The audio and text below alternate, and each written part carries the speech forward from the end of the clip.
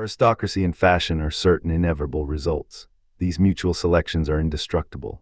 If they provoke anger in the least favored class and the excluded majority revenge themselves on the excluding minority by the strong hand and kill them, at once a new class finds itself at the top, as certainly as cream rises in a bowl of milk. And if the people should destroy class after class until two men only were left, one of these would be the leader and would be involuntarily served and copied by the other. You may keep this minority out of sight and out of mind, but it is tenacious of life and is one of the estates of the realm. I am the more struck with this tenacity when I see its work. It respects the administration of such unimportant matters that we should not look for any durability in its rule. We sometimes meet men under some strong moral influence as a patriotic, a literary, a religious movement, and feel that the moral sentiment rules man and nature. We think all other distinctions and ties will be slight and fugitive, this of caste or fashion for example, yet come from year to year and see how permanent that is in this Boston or New York life of man, whereto it has not the least countenance from the law of the land. Not in Egypt or in India a firmer or more impassable line. Here are associations whose ties go over and under and through it, a meeting of merchants, a military corps, a college class, a fire club, a professional association, a political, a religious convention. The persons seem to draw inseparably near, yet that assembly once dispersed, its members will not in the year meet again. Each returns to his degree in the scale of good society, porcelain remains porcelain, and earthen earthen. The objects of fashion may be frivolous, or fashion may be objectless, but the nature of this union and selection can be neither frivolous nor accidental. Each man's rank in that perfect graduation depends on some symmetry in his structure or some agreement in his structure to the symmetry of society. Its doors unbar instantaneously to a natural claim of their own kind. A natural gentleman finds his way in and will keep the oldest patrician out who has lost his intrinsic rank. Fashion understands itself. Good breeding and personal superiority of whatever country readily fraternize with those of every other. The chiefs of savage tribes have distinguished themselves in London and Paris by the purity of their tournure. To say what good of fashion we can, it rests on reality and hates nothing so much as pretenders. To exclude and mystify pretenders and send them into everlasting coventry is its delight.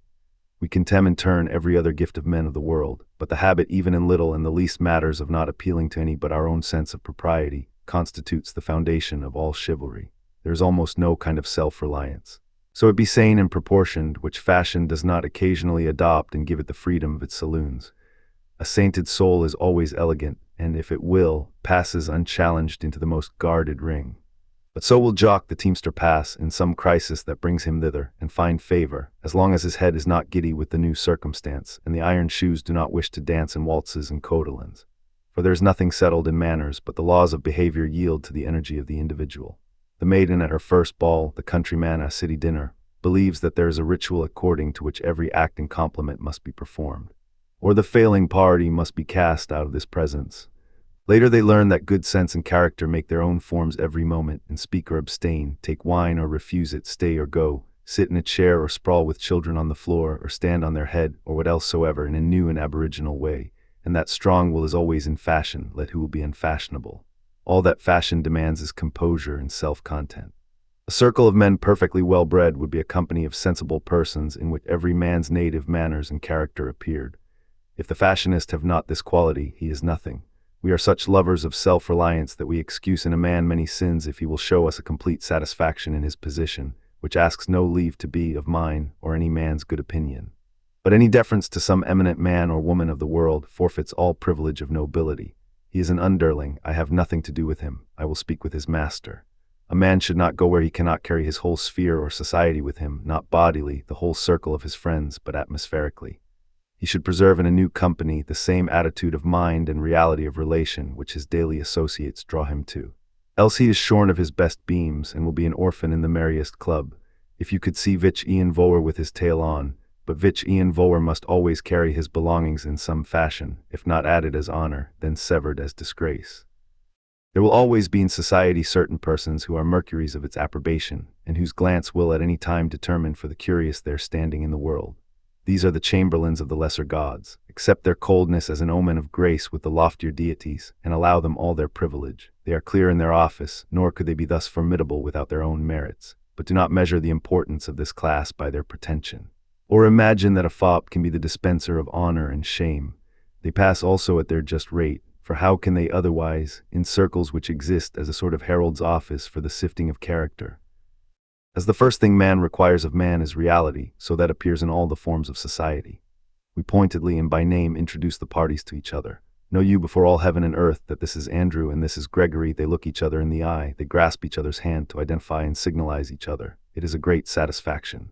The gentleman never dodges, his eyes look straight forward, and he assures the other party, first of all, that he has been met. For what is it that we seek in so many visits and hospitalities? Is it your draperies, pictures, and decorations? Or do we not insatiably ask, was a man in the house? I may easily go into a great household where there is much substance, excellent provision for comfort, luxury, and taste, and yet not encounter there any amphitryon who shall subordinate these appendages. I may go into a cottage and find a farmer who feels that he is the man I have come to see, and fronts me accordingly. It was therefore a very natural point of old feudal etiquette that a gentleman who received a visit, though it were of his sovereign, should not leave his roof but should wait his arrival at the door of his house.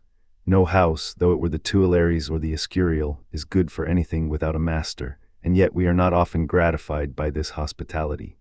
Everybody we know surrounds himself with a fine house, fine books, conservatory, gardens, equipage, and all manner of toys, as screens to interpose between himself and his guest. Does it not seem as if man was of a very sly, elusive nature, and dreaded nothing so much as a full rencontre front to front with his fellow? It were unmerciful, I know, quite to abolish the use of these screens, which are of eminent convenience, whether the guest is too great or too little. We call together many friends who keep each other in play, or by luxuries and ornaments we amuse the young people, and guard our retirement. Or if perchance a searching realist comes to our gate, before whose eye we have no care to stand, then again we run to our curtain, and hide ourselves as Adam at the voice of the Lord God in the garden. Cardinal Caprara, the Pope's legate at Paris, defended himself from the glances of Napoleon by an immense pair of green spectacles. Napoleon remarked them and speedily managed to rally them off, and yet Napoleon in his turn was not great enough with 800,000 troops at his back to face a pair of freeborn eyes, but fenced himself with etiquette and within triple barriers of reserve, and as all the world knows from Madame de Staël was wont, when he found himself observed, to discharge his face of all expression. But emperors and rich men are by no means the most skillful masters of good manners. No rentroll nor army list can dignify skulking and dissimulation, and the first point of courtesy must always be truth, as really all the forms of good breeding point that way. I have just been reading in Mr. Hazlitt's translation Montaigne's account of his journey into Italy, and am struck with nothing more agreeably than the self-respecting fashions of the time. His arrival in each place, the arrival of a gentleman of France, is an event of some consequence. Wherever he goes, he pays a visit to whatever prince or gentleman of note resides upon his road, as a duty to himself and to civilization. When he leaves any house in which he has lodged for a few weeks, he causes his arms to be painted and hung up as a perpetual sign to the house, as was the custom of gentlemen. The complement of this graceful self-respect, and that of all the points of good breeding I most require and insist upon, is deference. I like that every chair should be a throne and hold a king. I prefer a tendency to stateliness to an excess of fellowship. Let the incommunicable objects of nature and the metaphysical isolation of man teach us independence. Let us not be too much acquainted. I would have a man enter his house through a hall filled with heroic and sacred sculptures, that he might not want the hint of tranquility and self-poise. We should meet each morning as from foreign countries, and spending the day together should depart at night as into foreign countries. In all things I would have the island of a man inviolate. Let us sit apart as the gods, talking from peak to peak all round Olympus. No degree of affection need invade this religion. This is myrrh and rosemary to keep the other sweet. Lovers should guard their strangeness. If they forgive too much, all slides into confusion and meanness. It is easy to push this deference to a Chinese etiquette, but coolness and absence of heat and haste indicate fine qualities. A gentleman makes no noise, a lady is serene. Proportionate is our disgust at those invaders who fill a studious house with blast and running. To secure some paltry convenience, not less I dislike a low sympathy of each with his neighbor's needs. Must we have a good understanding with one another's palates, as foolish people who have lived long together know when each wants salt or sugar. I pray my companion, if he wishes for bread, to ask me for bread, and if he wishes for sassafras or arsenic, to ask me for them, and not to hold out his plate as if I knew already. Every natural function can be dignified by deliberation and privacy. Let us leave hurry to slaves. The compliments and ceremonies of our breeding should signify, however remotely, the recollection of the grandeur of our destiny. The flower of courtesy does not very well bide handling, but if we dare to open another leaf and explore what parts go to its conformation, we shall find also an intellectual quality. To the leaders of men, the brain as well as the flesh and the heart must furnish a proportion. Defect in manners is usually the defect of fine perceptions. Men are too coarsely made for the delicacy of beautiful carriage and customs. it is not quite sufficient to good breeding. A union of kindness and independence, we imperatively require a perception of and a homage to beauty in our companions. Other virtues are in request in the field and workyard, but a certain degree of taste is not to be spared in those we sit with. I could better eat with one who did not respect the truth or the laws than with a sloven and unpresentable person. Moral qualities rule the world, but at short distances the senses are despotic.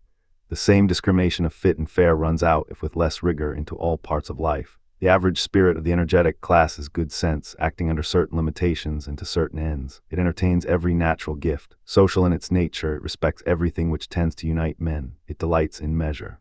The love of beauty is mainly the love of measure or proportion. The person who screams or uses the superlative degree or converses with heat puts whole drawing rooms to flight. If you wish to be loved, love measure. You must have genius or a prodigious usefulness if you will hide the want of measure. This perception comes in to polish and perfect the parts of the social instrument. Society will pardon much to genius and special gifts, but being in its nature a convention, it loves what is conventional or what belongs to coming together. That makes the good and bad of manners, namely what helps or hinders fellowship. For fashion is not good sense absolute but relative, not good sense private but good sense entertaining company. It hates corners and sharp points of character, hates quarrelsome, egotistical, solitary, and gloomy people. Hates whatever can interfere with total blending of parties, whilst it values all peculiarities as in the highest degree refreshing, which can consist with good fellowship. And besides the general infusion of wit to heighten civility, the direct splendor of intellectual power is ever welcome in fine society as the costliest addition to its rule and its credit. The dry light must shine in to adorn our festival, but it must be tempered and shaded, or that will also offend. Accuracy is essential to beauty, and quick perceptions to politeness, but not too quick perceptions. One may be too punctual and too precise. He must leave the omniscience of business at the door when he comes into the palace of beauty. Society loves Creole natures and sleepy languishing manners so that they cover sense. Grace and goodwill, the air of drowsy strength which disarms criticism. Perhaps because such a person seems to reserve himself for the best of the game and not spend himself on surfaces. An ignoring eye which does not see the annoyances, shifts, and inconveniences that cloud the brow and smother the voice of the sensitive. Therefore, besides personal force and so much perception as constitutes unerring taste, society demands in its patrician class another element already intimated, which it significantly terms good nature, expressing all degrees of generosity, from the lowest willingness and faculty to oblige, up to the heights of magnanimity and love. Insight we must have, or we shall run against one another and miss the way to our food, but intellect is selfish and barren. The secret of success in society is a certain heartiness and sympathy. A man who is not happy in the company cannot find any word in his memory that will fit the occasion. All his information is a little impertinent. A man who is happy there finds in every turn of the conversation equally lucky occasions for the introduction of that which he has to say. The favorites of society and what it calls whole souls are able men and of more spirit than wit, who have no uncomfortable egotism, but who exactly fill the hour in the company, contented in contenting, a marriage or a funeral, a ball or a jury, a water party or a shooting match. England, which is rich in gentlemen, furnished, in the beginning of the present century, a good model of that genius which the world loves in Mr. Fox, who added to his great abilities the most social disposition and real love of men. Parliamentary history has few better passages than the debate in which Burke and Fox separated in the House of Commons, when Fox urged on his old friend the claims of old friendship with such tenderness that the House was moved to tears. Another anecdote is so close to my matter that I must hazard the story. A tradesman who had long dunned him for a note of 300 guineas found him one day counting gold and demanded payment. "No," said Fox, "I owe this money to Sheridan. It is a debt of honor. If an accident should happen to me, he has nothing to show." "Then," said the creditor, "I changed my debt into a debt of honor and tore the note in pieces." Fox thanked the man for his confidence and paid him, saying his debt was of older standing and Sheridan must wait. Lover of liberty, friend of the Hindu, friend of the African slave, he possessed a great personal popularity, and Napoleon said of him on the occasion of his visit to Paris in 1805, "Mr. Fox will always hold the first place in an assembly at the Tuileries." You may easily seem ridiculous in our eulogy of courtesy whenever we insist on benevolence as its foundation. The painted phantasm fashion rises to cast a species of derision on what we say, but I will neither be driven from some allowance to fashion as a symbolic institution, nor from the belief that love is the basis of courtesy. We must obtain that if we can, but by all means we must affirm this. Life owes much of its spirit to these sharp contrasts. Fashion, which affects to be honor, is often, in all men's experience, only a ballroom code. Yet so long as it is the highest circle in the imagination of the best heads on the planet, there is something necessary and excellent in it, for it is not to be supposed that men have agreed to be the dupes of anything preposterous, and the respect which these mysteries inspire in the most rude and sylvan characters, and the curiosity with which details of high life are read, betray the universality of the love of cultivated manners. I know that comic disparity would be felt if we should enter the acknowledged first circles and apply these terrific standards of justice, beauty, and benefit to the individuals actually found there. Monarchs and heroes, sages and lovers, these gallants are not. Fashion has many classes and many rules of probation and admission, and not the best alone. There's not only the right of conquest, which genius pretends, the individual demonstrating his natural aristocracy best of the best, but less claims will pass for the time, for fashion loves lions and points like Circe to her horned company. This gentleman is this afternoon arrived from Denmark, and that is my Lord Ride, who came yesterday from Baghdad. Here is Captain Fries from Cape Turnagain, and Captain Sims from the interior of the earth, and Monsieur Javert, who came down this morning in a balloon, Mr. Hobnail the reformer, and Reverend Joel Bat, who has converted the whole torrid zone in his Sunday school, and Signor Torre del Greco, who extinguished Vesuvius by pouring into it the Bay of Naples, Spahai the Persian ambassador, and Tul Wil Shan the exiled Nabob of Nepal, whose saddle is the new moon. But these are monsters of one day, and tomorrow will be dismissed to their holes and dens, for in these rooms every chair is waited for. The artist, the scholar, and in general the clerisy wins their way up into these places and get represented here, somewhat on this footing of conquest. Another mode is to pass through all the degrees, spending a year and a day in St.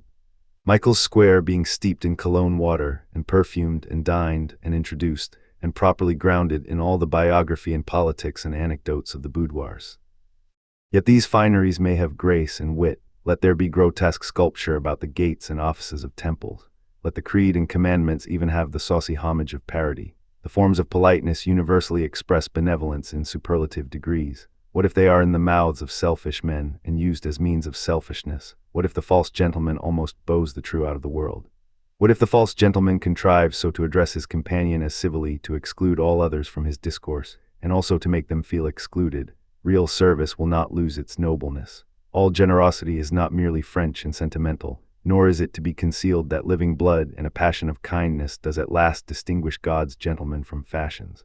The epitaph of Sir Jenkin Grout is not wholly unintelligible to the present age. Here lies Sir Jenkin Grout, who loved his friend and persuaded his enemy. What his mouth ate, his hand paid for. What his servants robbed, he restored. If a woman gave him pleasure, he supported her in pain. He never forgot his children, and whoso touched his finger drew after it his whole body. Even the line of heroes is not utterly extinct. There's still ever some admirable person in plain clothes, standing on the wharf, who jumps in to rescue a drowning man. There's still some absurd inventor of charities, some guide and comforter of runaway slaves, some friend of Poland, some Philhellene, some fanatic who plants shade trees for the second and third generation and orchards when he's grown old, some well-concealed piety, some just man happy in an ill fame, some youth ashamed of the favors of fortune and impatiently casting them on other shoulders, and these are the centers of society on which it returns for fresh impulses. These are the creators of fashion, which is an attempt to organize beauty of behavior. The beautiful and the generous are, in the theory, the doctors and apostles of this church, Scipio and the Cid, and Sir Philip Sidney in Washington, and every pure and valiant heart who worship beauty by word and by deed. The persons who constitute the natural aristocracy are not found in the actual aristocracy, or only on its edge, as the chemical energy of the spectrum is found to be greatest just outside of the spectrum. Yet that is the infirmity of the seneschals, who do not know their sovereign when he appears.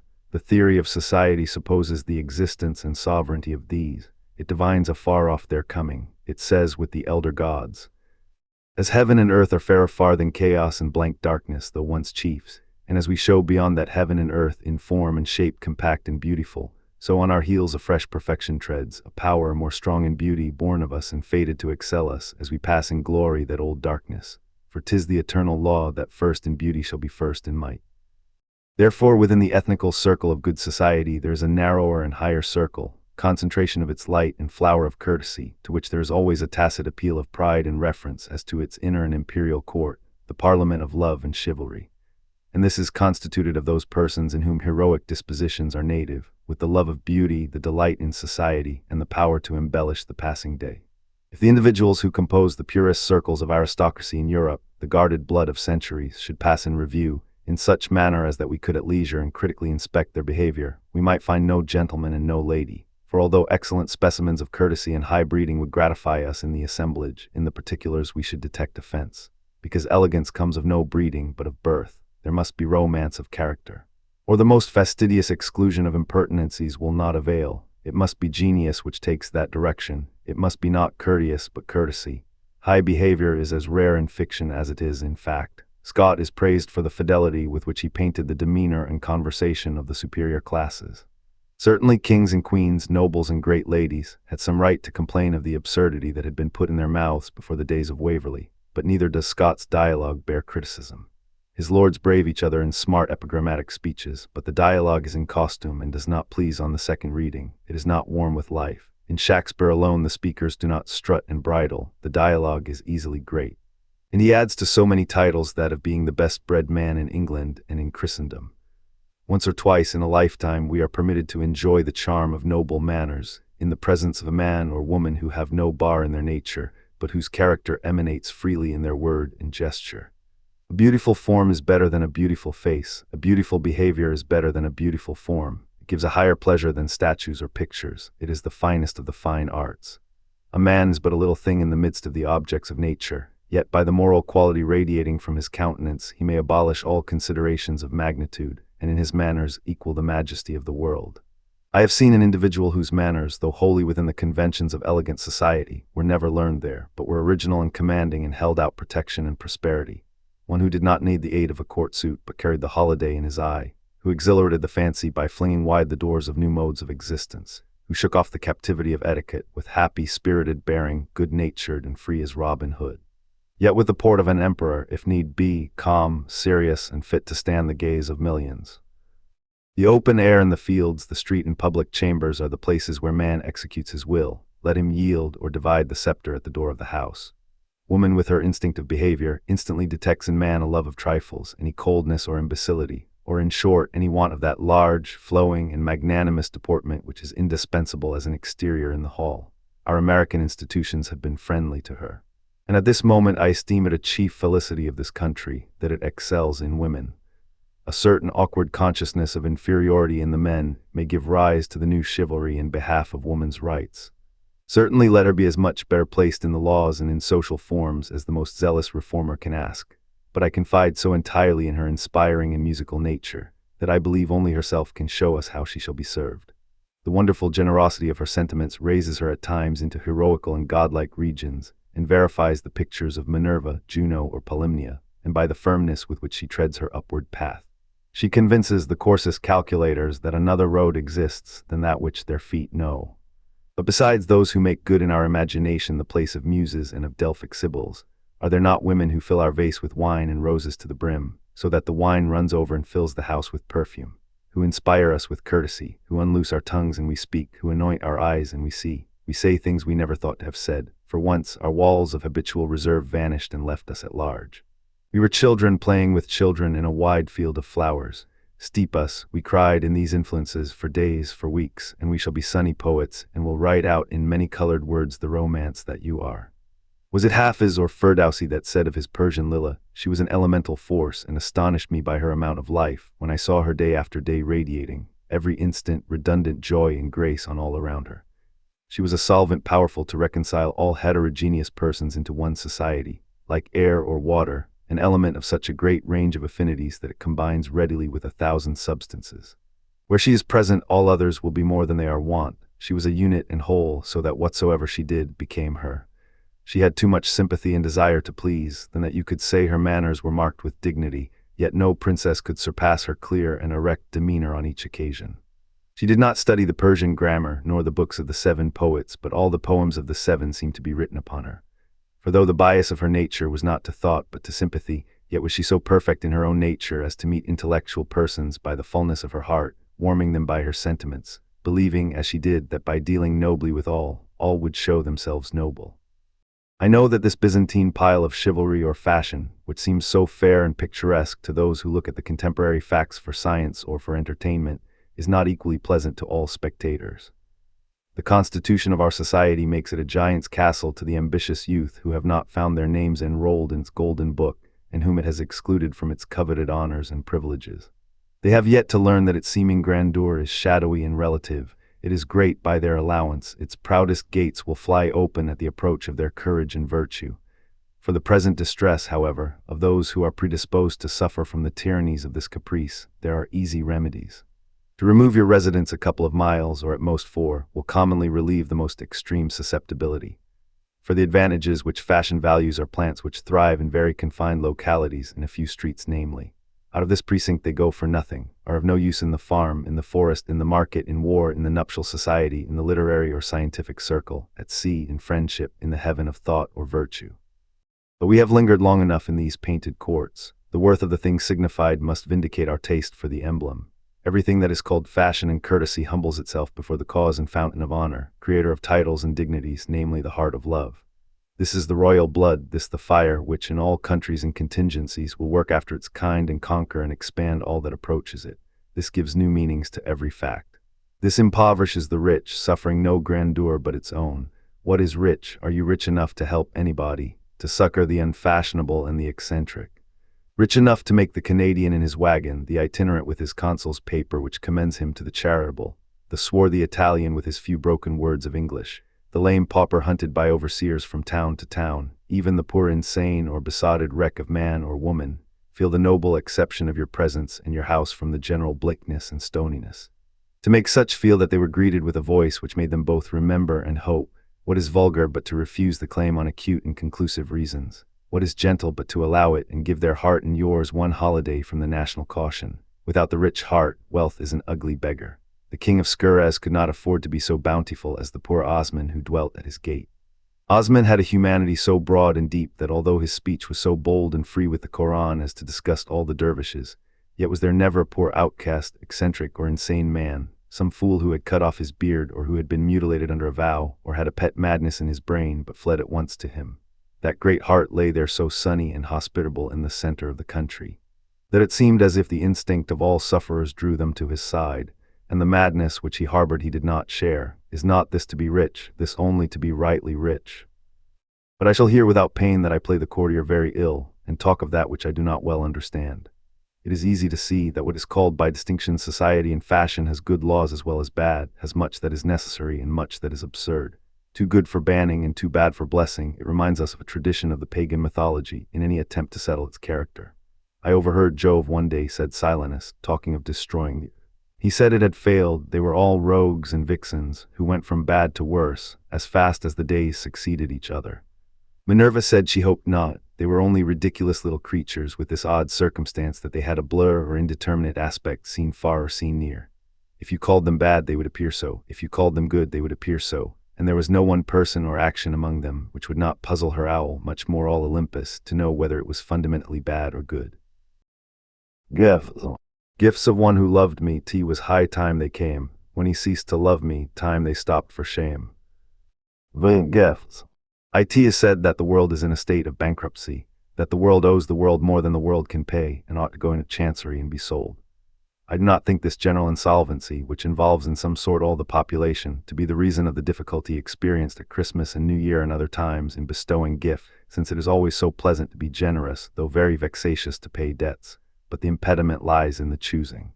If at any time it comes into my head that a present is due from me to somebody, I am puzzled what to give, until the opportunity is gone. Flowers and fruits are always fit presents. Flowers, because they are a proud assertion that a ray of beauty outvalues all the utilities of the world. These gay natures contrast with the somewhat stern countenance of ordinary nature. They are like music heard out of a workhouse. Nature does not cocker us. We are children, not pets. She is not fond. Everything is dealt to us without fear or favor after severe universal laws. Yet these delicate flowers look like the frolic and interference of love and beauty. Men used to tell us that we love flattery even though we are not deceived by it, because it shows that we are of importance enough to be courted. Something like that pleasure the flowers give us. What am I to whom these sweet hints are addressed? Fruits are acceptable gifts because they are the flower of commodities and admit of fantastic values being attached to them. If a man should send to me to come 100 miles to visit him, and should set before me a basket of fine summer fruit, I should think there was some proportion between the labor and the reward. For common gifts necessity makes pertinences and beauty every day, and one is glad when an imperative leaves him no option, since if the man at the door have no shoes, you have not to consider whether you could procure him a paint box. And as it is always pleasing to see a man eat bread or drink water in the house or out of doors, so it is always a great satisfaction to supply these first wants. Necessity does everything well. In our condition of universal dependence, it seems heroic to let the petitioner be the judge of his necessity, and to give all that is asked, though at great inconvenience. If it be a fantastic desire, it is better to leave to others the office of punishing him. I can think of many parts I should prefer playing to that of the Furies. Next to things of necessity, the rule for a gift which one of my friends prescribed is that we might convey to some person that which properly belonged to his character and was easily associated with him in thought. But our tokens of compliment and love are for the most part barbarous. Rings and other jewels are not gifts, but apologies for gifts. The only gift is a portion of thyself. Thou must bleed for me. Therefore the poet brings his poem, the shepherd his lamb. The farmer corn, the miner a gem, the sailor coral and shells, the painter his picture, the girl a handkerchief of her own sewing. This is right and pleasing, for it restores society in so far to its primary basis, when a man's biography is conveyed in his gift, and every man's wealth is an index of his merit. But it is a cold, lifeless business when you go to the shops to buy me something which does not represent your life and talent, but a goldsmith. This is fit for kings and rich men who represent kings in a false state of property, to make presents of gold and silver stuffs as a kind of symbolical sin offering or payment of blackmail. The law of benefits is a difficult channel which requires careful sailing or rude boats. It is not the office of a man to receive gifts. How dare you give them? We wish to be self-sustained. We do not quite forgive a giver. The hand that feeds us is in some danger of being bitten. We can receive anything from love, for that is a way of receiving it from ourselves, but not from anyone who assumes to bestow. We sometimes hate the meat which we eat, because there seems something of degrading dependence in living by it. Brother, if Jove to thee a present make, take heed that from his hands thou nothing take. We ask the whole, nothing less will content us. We arraign society if it do not give us, besides earth and fire and water, opportunity, love, reverence, and objects of veneration. He is a good man who can receive a gift well. We are either glad or sorry at a gift, and both emotions are unbecoming. Some violence, I think, is done, some degradation born when I rejoice or grieve at a gift. I am sorry when my independence is invaded, or when a gift comes from such as do not know my spirit, and so the act is not supported. And if the gift pleases me overmuch, then I should be ashamed that the donor should rid my heart, and see that I love his commodity and not him. The gift, to be true, must be the flowing of the giver unto me, correspondent to my flowing unto him. When the waters are at level, then my goods pass to him and his to me. All his are mine, all mine his. I say to him, how can you give me this pot of oil or this flagon of wine when all your oil and wine is mine, which belief of mine this gift seems to deny. Hence the fitness of beautiful, not useful things for gifts. This giving is flat usurpation, and therefore when the beneficiary is ungrateful, as all beneficiaries hate all Timons, not at all considering the value of the gift, but looking back to the greater store it was taken from.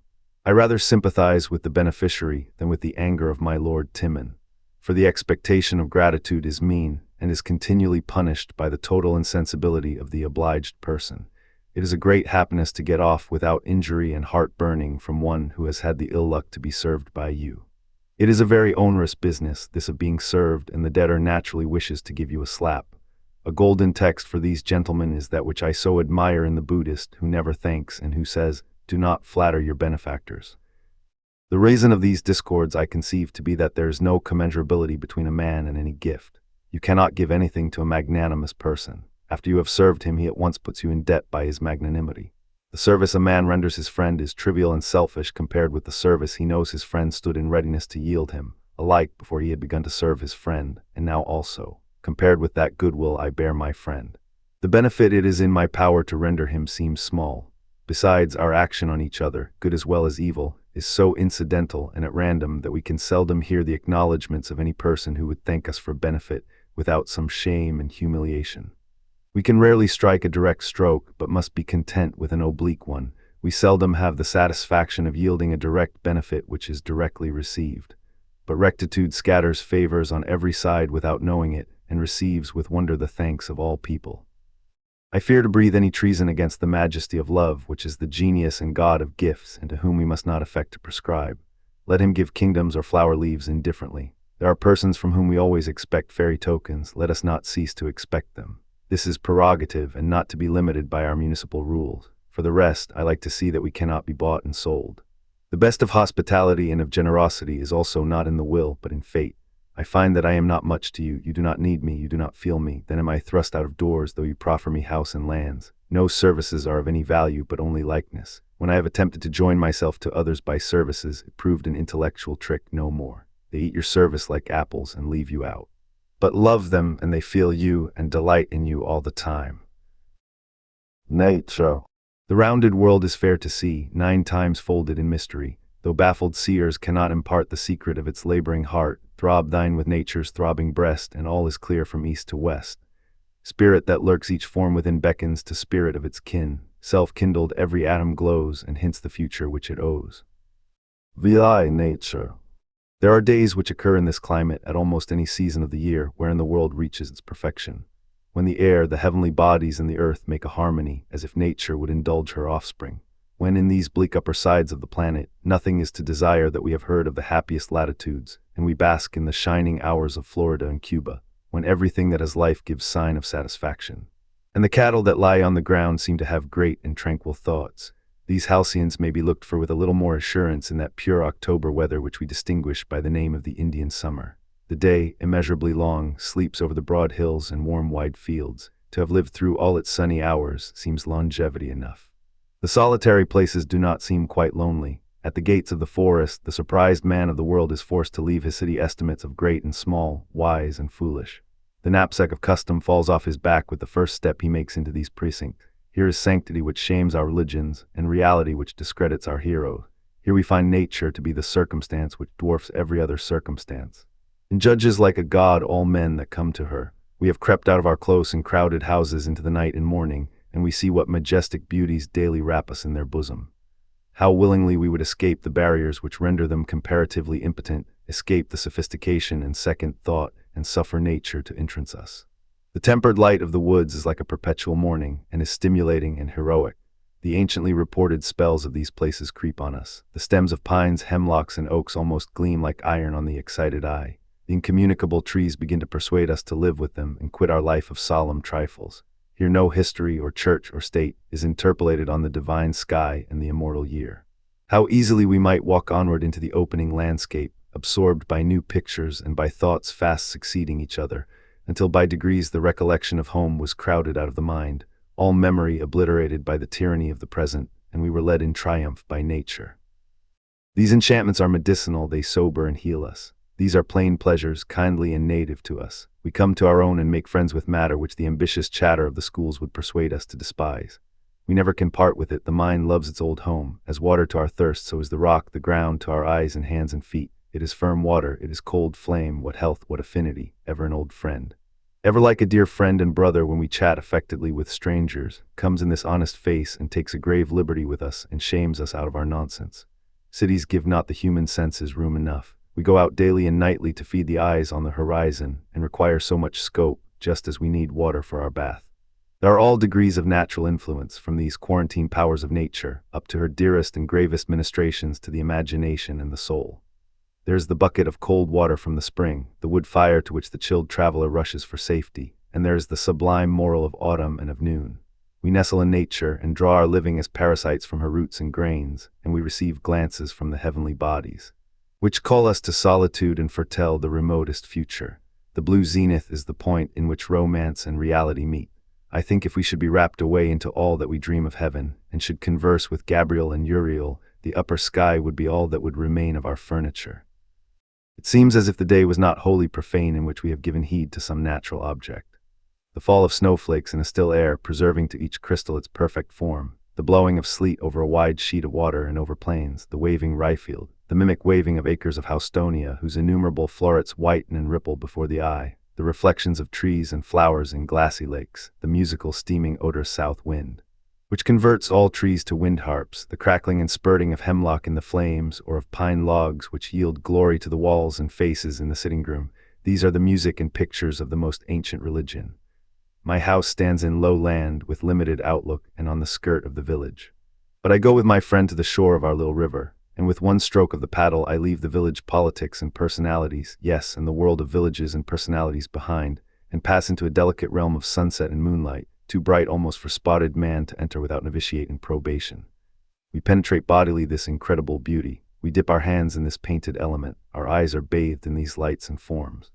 A holiday of villeggiatura, a royal revel, the proudest, most heart-rejoicing festival that valor and beauty, power and taste, ever decked and enjoyed, establishes itself on the instant. These sunset clouds, these delicately emerging stars, with their private and ineffable glances, signify it and proffer it. I am taught the poorness of our invention, the ugliness of towns and palaces.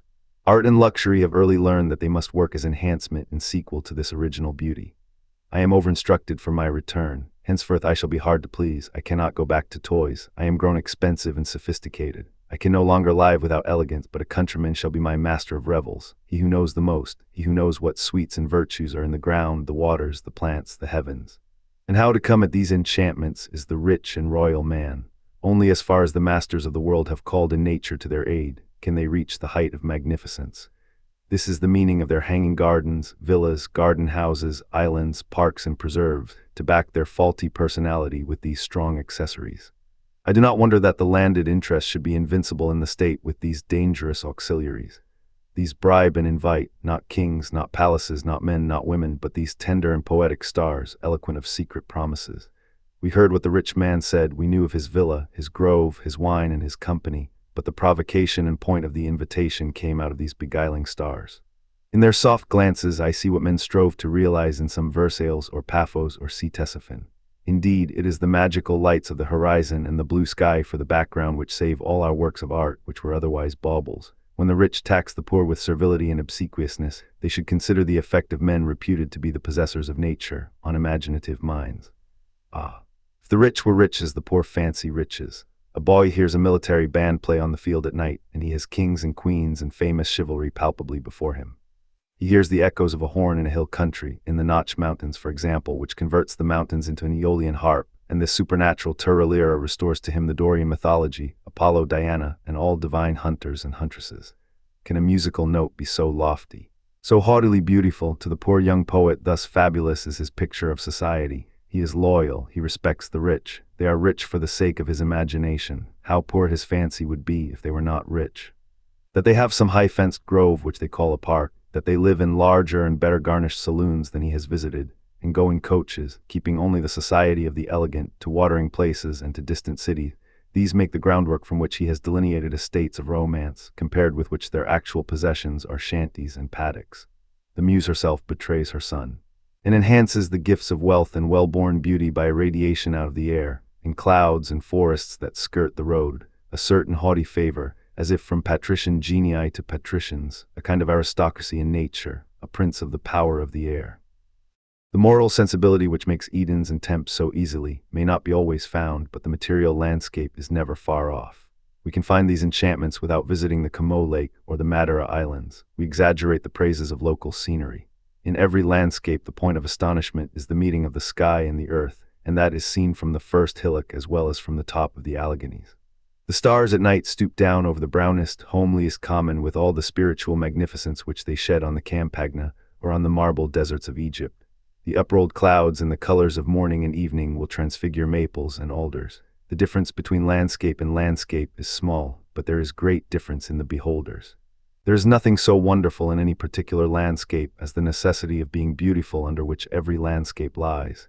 Nature cannot be surprised in undress. Beauty breaks in everywhere.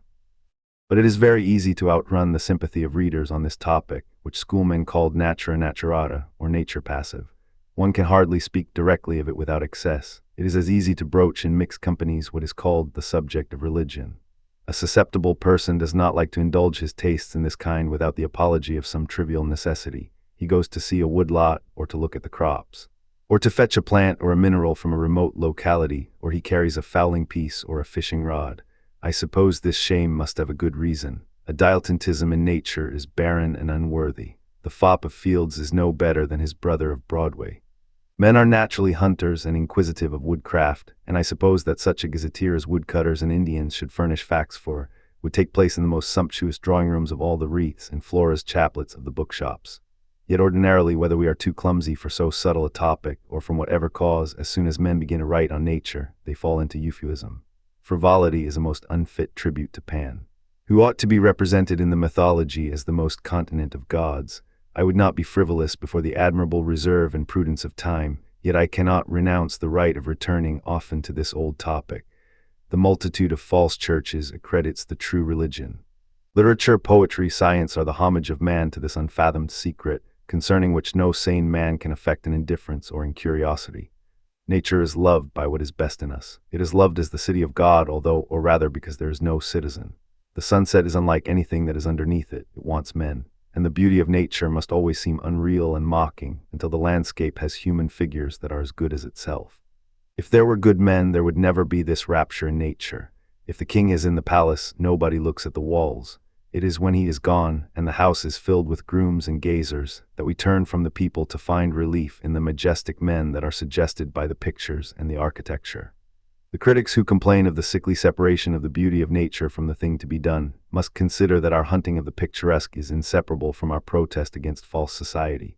Man is fallen, nature is erect, and serves as a differential thermometer, detecting the presence or absence of the divine sentiment in man. By fault of our dullness and selfishness, we are looking up to nature, but when we are convalescent, nature will look up to us. We see the foaming brook with compunction. If our own life flowed with the right energy, we should shame the brook. The stream of zeal sparkles with real fire, and not with reflex rays of sun and moon. Nature may be as selfishly studied as trade. Astronomy to the selfish becomes astrology, psychology, mesmerism, with intent to show where our spoons are gone, and anatomy and physiology become phrenology and palmistry. But taking timely warning and leaving many things unsaid on this topic, let us not longer omit our homage to the efficient nature, natura naturans, the quick cause before which all forms flee as the driven snows. Itself secret, its works driven before it in flocks and multitudes, as the ancient represented nature by Proteus, a shepherd, and in undescribable variety. It publishes itself in creatures, reaching from particles and spiculae through transformation on transformation to the highest symmetries, arriving at consummate results without a shock or a leap. A little heat that is a little motion is all that differences the bald, dazzling white and deadly cold poles of the earth from the prolific tropical climates. All changes pass without violence, by reason of the two cardinal conditions of boundless space and boundless time. Geology has initiated us into the secularity of nature, and taught us to disuse our dame school measures, and exchange our Mosaic and Ptolemaic schemes for her large style. We knew nothing rightly for want of perspective. Now we learn what patient periods must round themselves before the rock is formed, then before the rock is broken, and the first lichen race has disintegrated the thinnest external plate into soil, and opened the door for the remote flora. Fauna, Ceres, and Pomona to come in. How far off yet is the trilobite, how far the quadruped, how inconceivably remote is man. All duly arrive, and then race after race of men. It is a long way from granite to the oyster, farther yet to Plato and the preaching of the immortality of the soul. Yet all must come, as surely as the first atom has two sides. Motion or change and identity or rest are the first and second secrets of nature, motion and rest. The whole code of her laws may be written on the thumbnail or the signet of a ring. The whirling bubble on the surface of a brook admits us to the secret of the mechanics of the sky. Every shell on the beach is a key to it. A little water made to rotate in a cup explains the formation of the simpler shells. The addition of matter from year to year arrives at last at the most complex form. And yet so poor is nature with all her craft, that from the beginning to the end of the universe she has but one stuff with its two ends, to serve up all her dreamlike variety. Compound it how she will, star, sand, fire, water, tree, man, it is still one stuff and betrays the same properties. Nature is always consistent, though she feigns to contravene her own laws. She keeps her laws and seems to transcend them. She arms and equips an animal to find its place in living in the earth, and at the same time she arms and equips another animal to destroy it. Space exists to divide creatures, but by clothing the sides of a bird with a few feathers she gives him a petty omnipresence. The direction is forever onward. But the artist still goes back for materials and begins again with the first elements on the most advanced stage. Otherwise all goes to ruin. If we look at her work, we seem to catch a glance of a system in transition. Plants are the young of the world, vessels of health and vigor, but they grope ever upward towards consciousness. The trees are imperfect men, and seem to bemoan their imprisonment, rooted in the ground. The animal is the novice and probationer of a more advanced order. The men, though young, having tasted the first drop from the cup of thought, are already dissipated. The maples and ferns are still uncorrupt, yet no doubt when they come to consciousness they too will curse and swear. Flowers so strictly belong to youth that we adult men soon come to feel that their beautiful generations concern not us. We have had our day, now let the children have theirs. The flowers jilt us. And we are old bachelors with our ridiculous tenderness. Things are so strictly related that according to the skill of the eye, from any one object the parts and properties of any other may be predicted. If we had eyes to see it, a bit of stone from the city wall would certify us of the necessity that man must exist as readily as the city. That identity makes us all one, and reduces to nothing great intervals on our customary scale. We talk of deviations from natural life, as if artificial life were not also natural. The smoothest curled courtier in the boudoirs of a palace has an animal nature, rude and aboriginal as a white bear, omnipotent to its own ends, and is directly related, there amid essences and billet stew, to Himal mountain chains and the axis of the globe. If we consider how much we are natures, we need not be superstitious about towns, as if that terrific or benefic force did not find us there also in fashion cities. Nature, who made the mason, made the house. We may easily hear too much of rural influences. The cool, disengaged air of natural objects makes them enviable to us, chafed and irritable creatures with red faces, and we think we shall be as grand as they if we camp out and eat roots.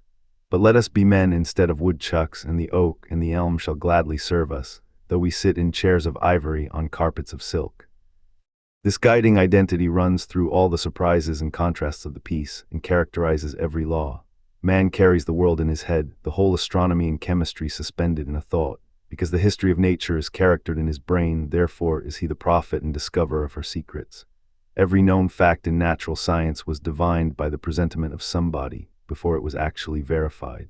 A man does not tie his shoe without recognizing laws which bind the farthest regions of nature. Moon, plant, gas, crystal are concrete geometry and numbers. Common sense knows its own and recognizes the fact at first sight in chemical experiment. The common sense of Franklin, Dalton, Davy, and Black is the same common sense which made the arrangements which now it discovers. The identity expresses organized rest, the counteraction runs also in organization.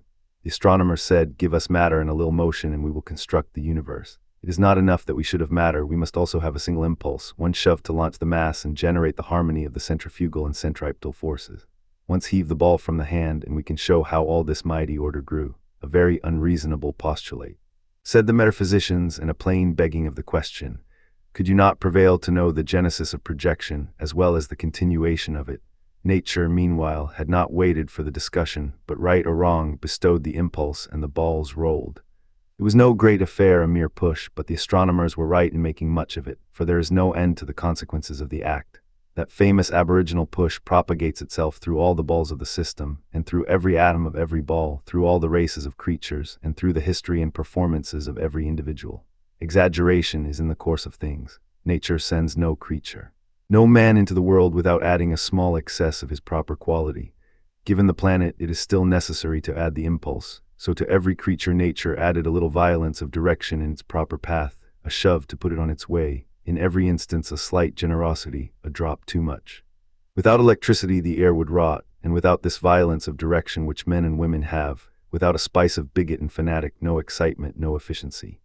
We aim above the mark to hit the mark. Every act hath some falsehood of exaggeration in it. And when now and then comes along some sad, sharp-eyed man who sees how paltry a game is played and refuses to play but blabs the secret, how then is the bird flown? Oh no. The wary nature sends a new troop of fairer forms, of lordlier youths, with a little more excessive direction to hold them fast to their several aim, makes them a little wrong-headed in that direction in which they are riotous, and on goes the game again with new whirl, for a generation or two more. Child with his sweet pranks, the fool of his senses, commanded by every sight and sound, without any power to compare and rank his sensations, abandoned to a whistle or a painted chip, to a lead dragoon or a gingerbread dog, individualizing everything, generalizing nothing, delighted with every new thing, lies down at night overpowered by the fatigue which this day of continual pretty madness has incurred. But nature has answered her purpose with the curly, dimpled lunatic. She has tasked every faculty and has secured the symmetrical growth of the bodily frame by all these attitudes and exertions, an end of the first importance, which could not be trusted to any care less perfect than her own. This glitter, this opaline luster plays round the top of every toy to his eye to ensure his fidelity, and he is deceived to his good. We are made alive and kept alive by the same arts. Let the Stoics say what they please, we do not eat for the good of living, but because the meat is savory and the appetite is keen. The vegetable life does not content itself with casting from the flower or the tree a single seed, but it fills the air and earth with a prodigality of seeds, that if thousands perish, thousands may plant themselves, that hundreds may come up, that tens may live to maturity, that at least one may replace the parent. All things betray the same calculated profusion. The excessive fear with which the animal frame is hedged round, shrinking from cold, starting at sight of a snake, or at a sudden noise, protects us, through a multitude of groundless alarms, from some one real danger at last.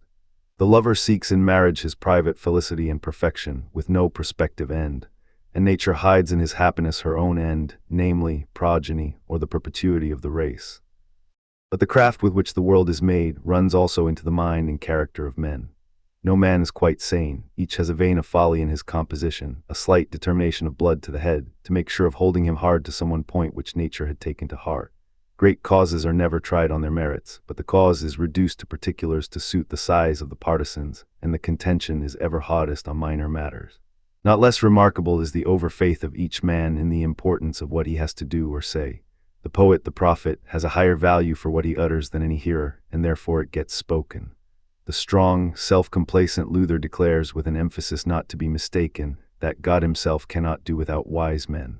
Jacob Bayman and George Fox betray their egotism in the pertinacity of their controversial tracts, and James Naylor once suffered himself to be worshipped as the Christ. Each prophet comes presently to identify himself with his thought and to esteem his hat and shoes sacred. However this may discredit such persons with the judicious, it helps them with the people as it gives heat, pungency, and publicity to their words. A similar experience is not infrequent in private life. Each young and ardent person writes a diary, in which when the hours of prayer and penitence arrive, he inscribes his soul. The pages thus written are to him burning and fragrant. He reads them on his knees by midnight and by the morning star. He wets them with his tears, they are sacred, too good for the world, and hardly yet to be shown to the dearest friend. This is the man-child that is born to the soul, and her life still circulates in the babe. The umbilical cord has not yet been cut. After some time has elapsed, he begins to wish to admit his friend to this hallowed experience, and with hesitation, yet with firmness, exposes the pages to his eye. Will they not burn his eyes? The friend coldly turns them over, and passes from the writing to conversation, with easy transition, which strikes the other party with astonishment and vexation. He cannot suspect the writing itself. Days and nights of fervid life, of communion with angels of darkness and of light, have engraved their shadowy characters on that tear-stained book. He suspects the intelligence or the heart of his friend. Is there then no friend? He cannot yet credit that one may have impressive experience and yet may not know how to put his private fact into literature, and perhaps the discovery that wisdom has other tongues and ministers than we, that though we should hold our peace the truth would not the less be spoken, might check injuriously the flames of our zeal. A man can only speak so long as he does not feel his speech to be partial and inadequate. It is partial. But he does not see it to be so whilst he utters it. As soon as he is released from the instinctive and particular and sees its partiality, he shuts his mouth in disgust. For no man can write anything who does not think that what he writes is for the time the history of the world, or do anything well who does not esteem his work to be of importance. My work may be of none, but I must not think it of none, or I shall not do it with impunity. In like manner there is throughout nature something mocking, something that leads us on, but arrives nowhere, keeps no faith with us. All promise outruns the performance. We live in a system of approximations. Every end is prospective of some other end, which is also temporary, a round and final success nowhere. We are encamped in nature, not domesticated. Hunger and thirst lead us on to eat and to drink, but bread and wine mix and cook them how you will. Leave us hungry and thirsty after the stomach is full. It is the same with all our arts and performances. Our music, our poetry, our language itself are not satisfactions, but suggestions. The hunger for wealth, which reduces the planet to a garden, fools the eager pursuer. What is the end sought? Plainly to secure the ends of good sense and beauty, from the intrusion of deformity or vulgarity of any kind. But what an operose method! What a train of means to secure a little conversation! This palace of brick and stone, these servants, this kitchen, these stables, horses and equipage, this bank stock and file of mortgages, trade to all the world, country house and cottage by the waterside, all for a little conversation, high, clear, and spiritual. Could it not be had as well by beggars on the highway? No, all these things came from successive efforts of these beggars to remove friction from the wheels of life and give opportunity. Conversation, character were the avowed ends. Wealth was good as it appeased the animal cravings, cured the smoky chimney, silenced the creaking door, brought friends together in a warm and quiet room, and kept the children and the dinner table in a different apartment. Thought, virtue, beauty were the ends, but it was known that men of thought and virtue sometimes had the headache, or wet feet, or could lose good time whilst the room was getting warm in winter days. Unluckily, in the exertions necessary to remove these inconveniences, the main attention has been diverted to this object. The old aims have been lost sight of, and to remove friction has come to be the end.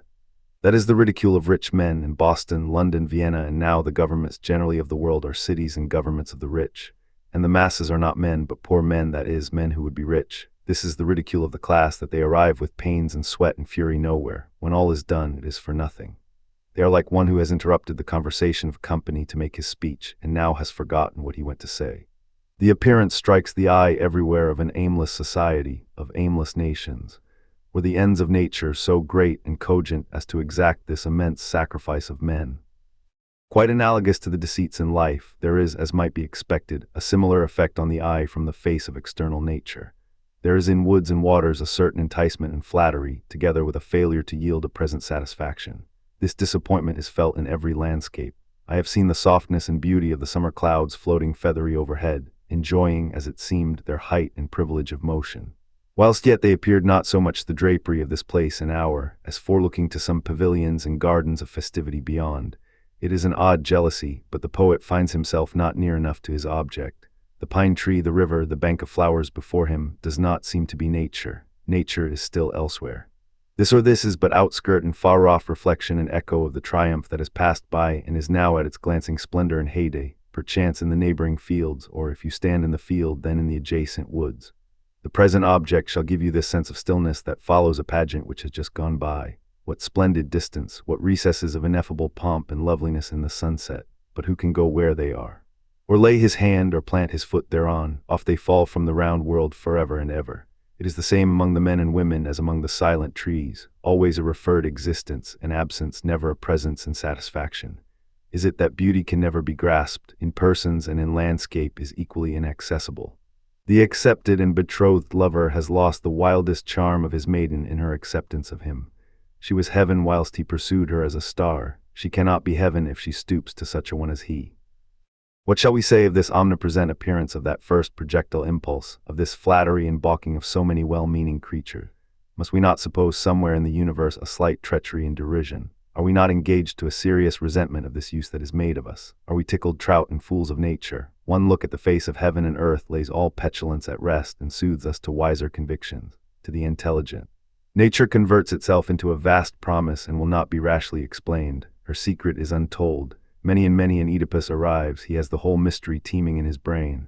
Alas, the same sorcery has spoiled his skill, no syllable can he shape on his lips. Her mighty orbit vaults like the fresh rainbow into the deep, but no archangel's wing was yet strong enough to follow it and report of the return of the curve. But it also appears that our actions are seconded and disposed to greater conclusions than we designed. We are escorted on every hand through life by spiritual agents, and a beneficent purpose lies in wait for us. We cannot bandy words with nature, or deal with her as we deal with persons.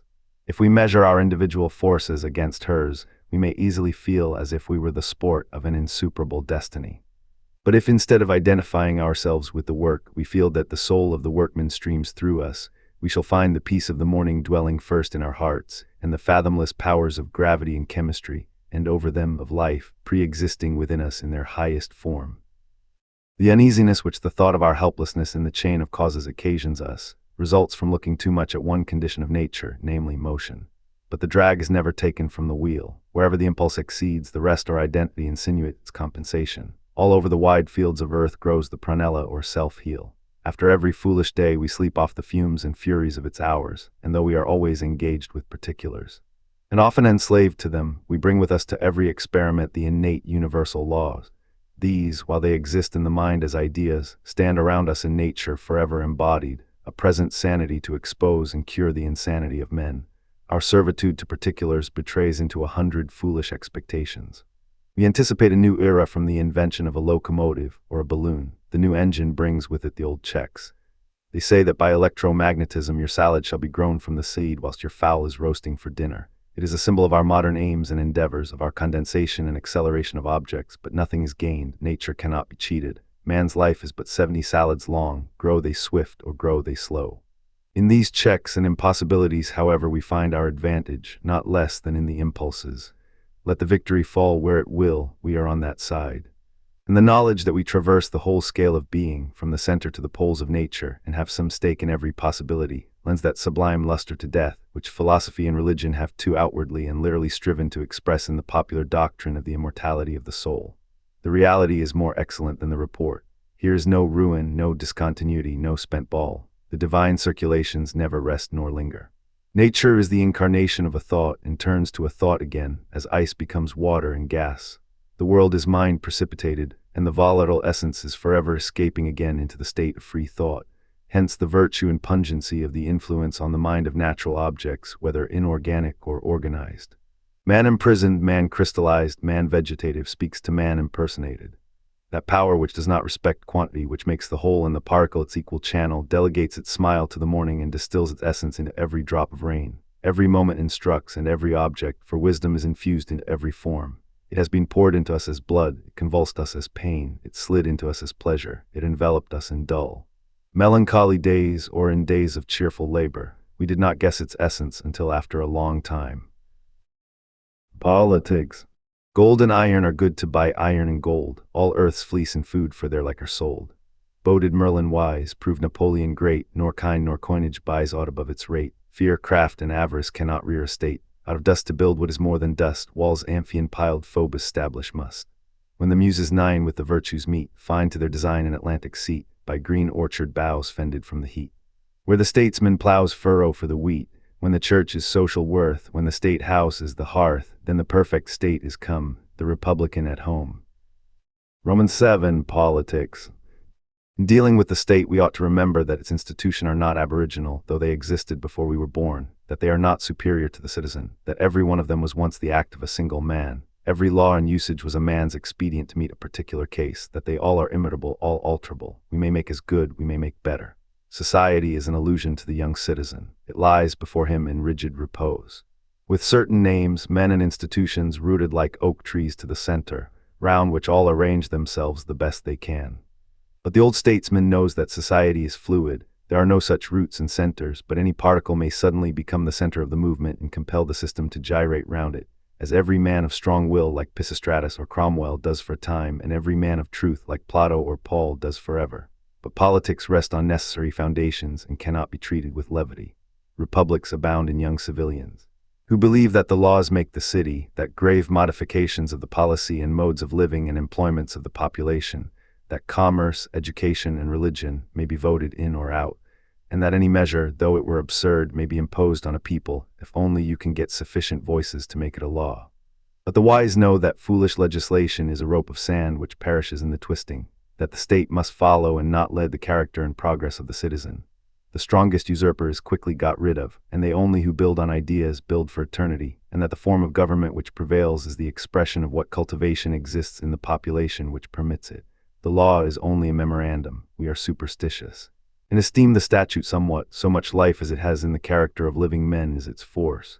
The statute stands there to say, yesterday we agreed so and so, but how feel ye this article today? Our statute is a currency which we stamp with our own portrait. It soon becomes unrecognizable, and in process of time will return to the mint. Nature is not democratic, nor limited monarchical, but despotic, and will not be fooled or abated of any jot of her authority by the pertest of her sons. And as fast as the public mind is open to more intelligence, the code is seen to be brute and stammering. It speaks not articulately and must be made to.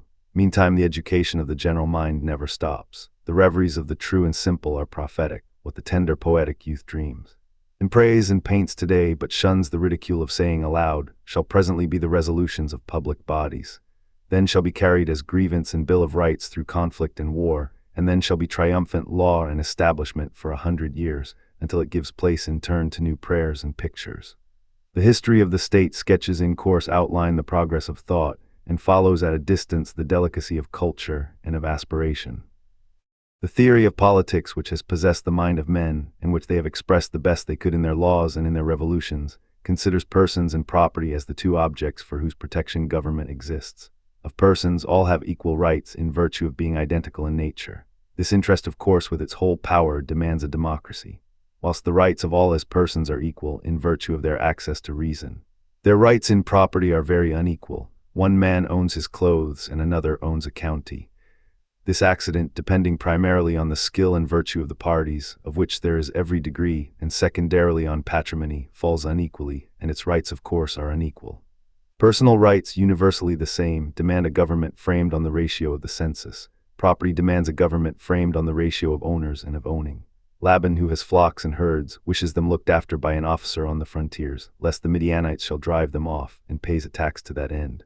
Jacob has no flocks or herds and no fear of the Midianites, and pays no tax to the officer. It seemed fit that Laban and Jacob should have equal rights to elect the officer who is to defend their persons, but that Laban and not Jacob should elect the officer who is to guard the sheep and cattle.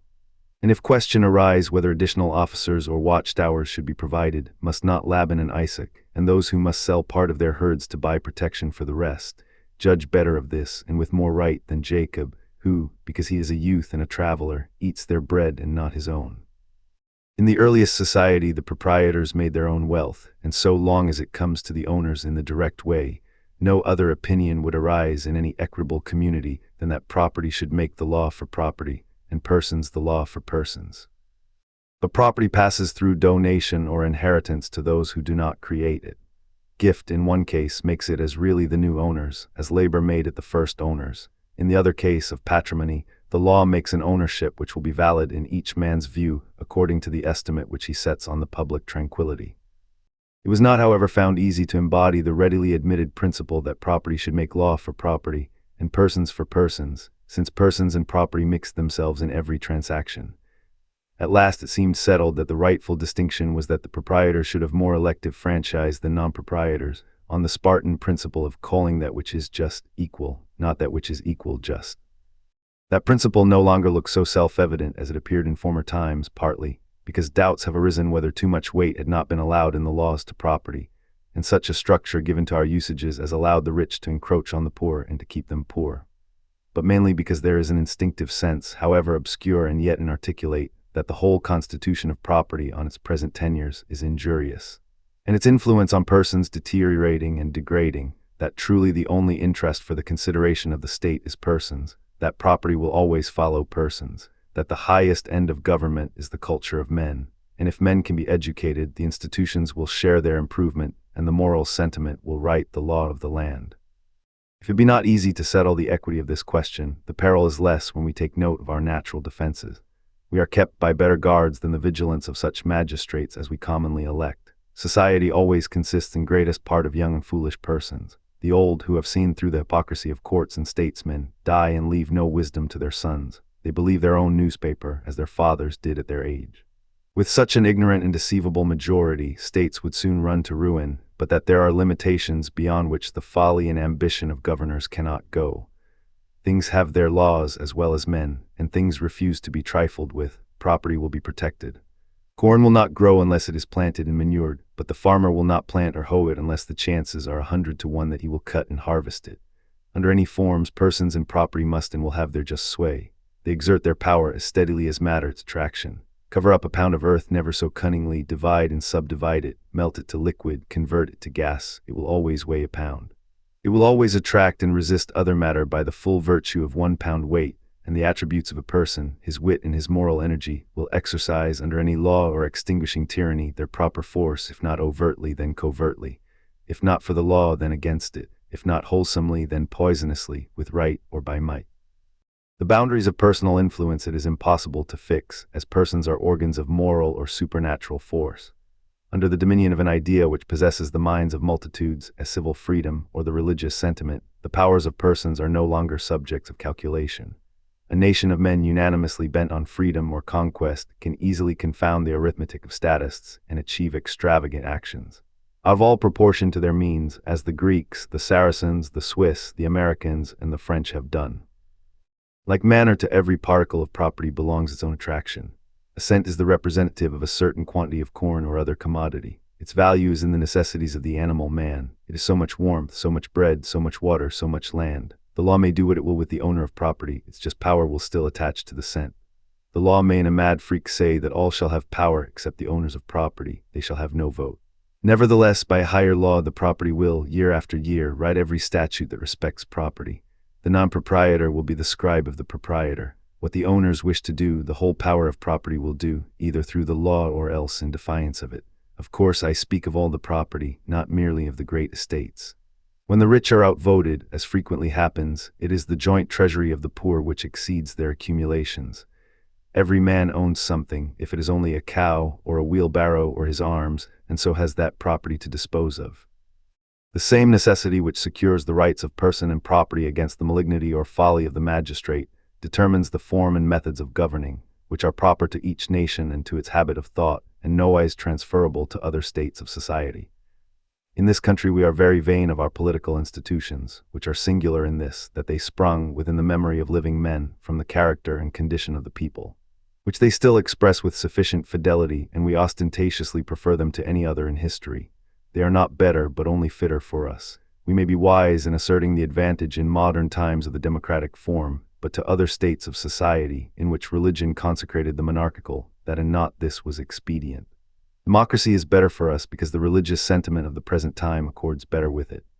Born democrats, we are nowise qualified to judge of monarchy, which to our fathers living in the monarchical idea was also relatively right. But our institutions, though in coincidence with the spirit of the age, have not any exemption from the practical defects which have discredited other forms. Every actual state is corrupt. Good men must not obey the laws too well. What satire on government can equal the severity of censure conveyed in the word politic, which now for ages has signified cunning, intimating that the state is a trick? The same benign necessity and the same practical abuse appear in the parties, into which each state divides itself, of opponents and defenders of the administration of the government. Parties are also founded on instincts, and have better guides to their own humble aims than the sagacity of their leaders. They have nothing perverse in their origin, but rudely mark some real and lasting relation.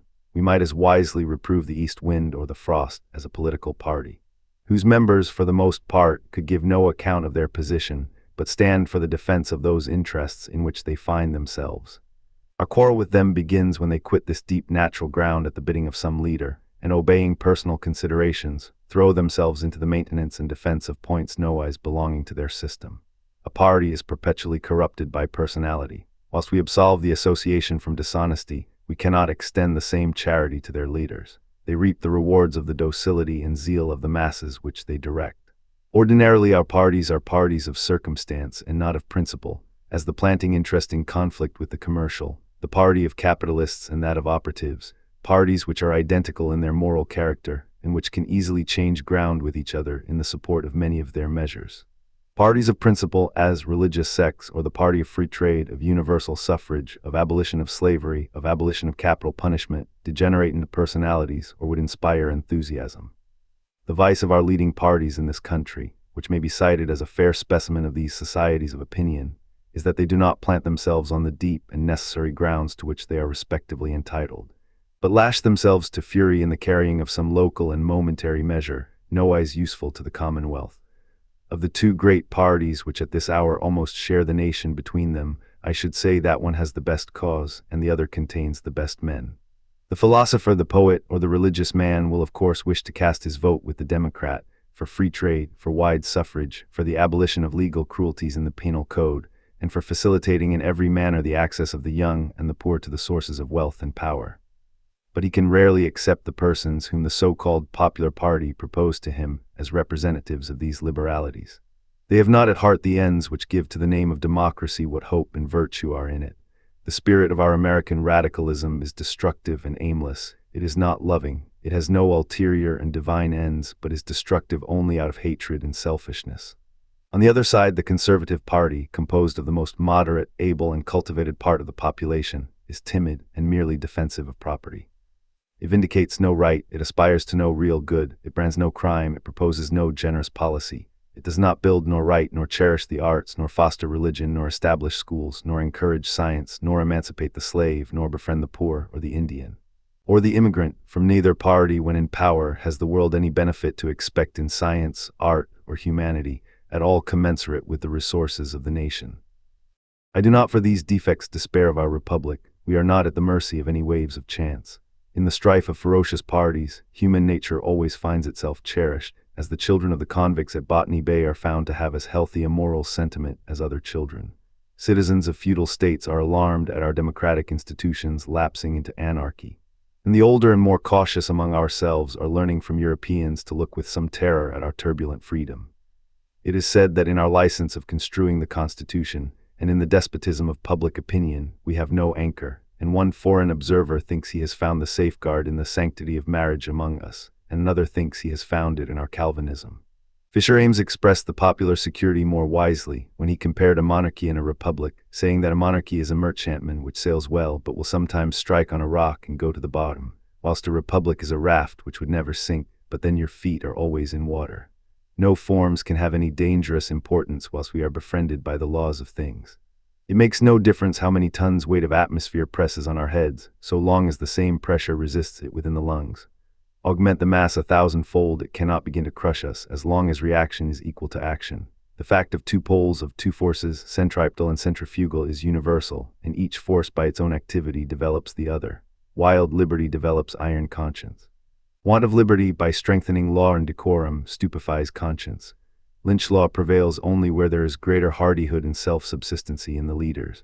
A mob cannot be a permanency. Everybody's interest requires that it should not exist, and only justice satisfies all.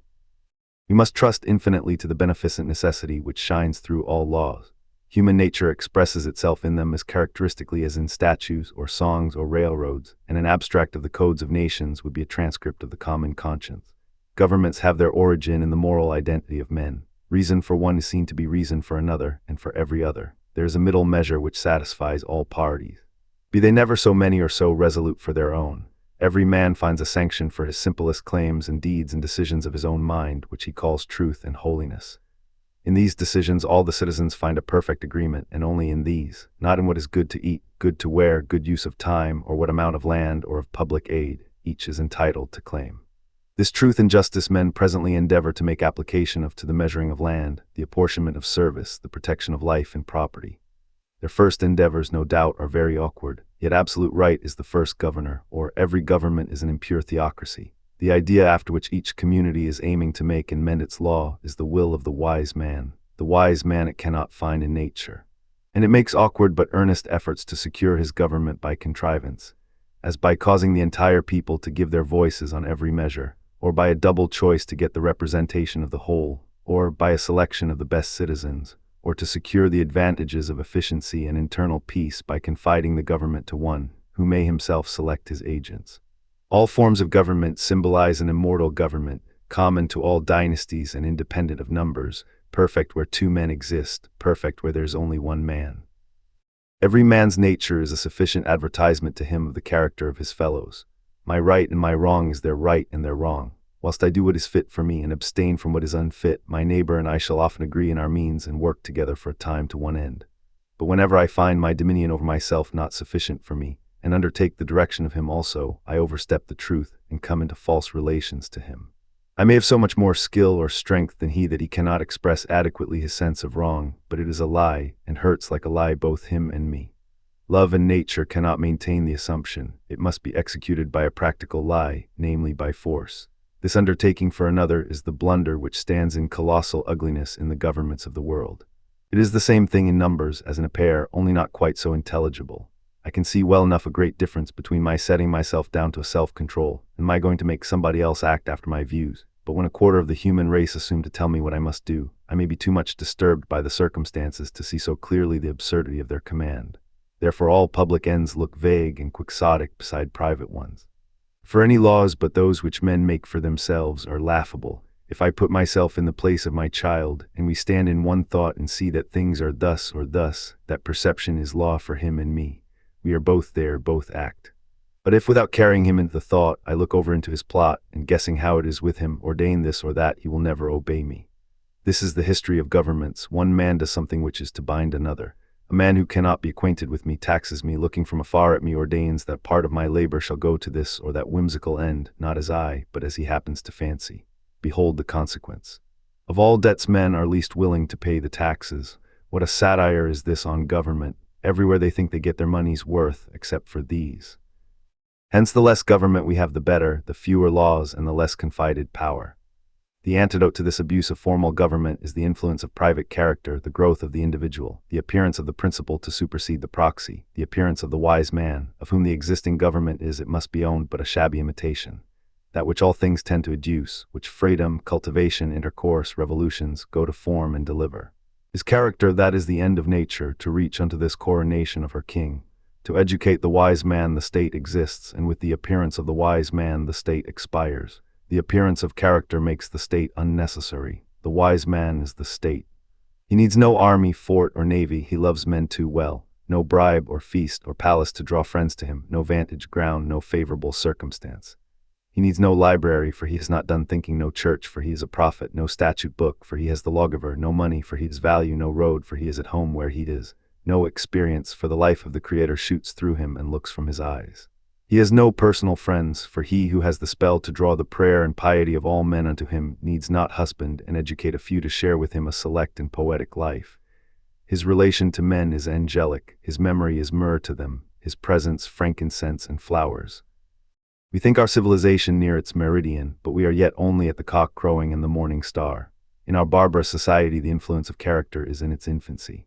As a political power, as the rightful lord who is to tumble all rulers from their chairs, its presence is hardly yet suspected.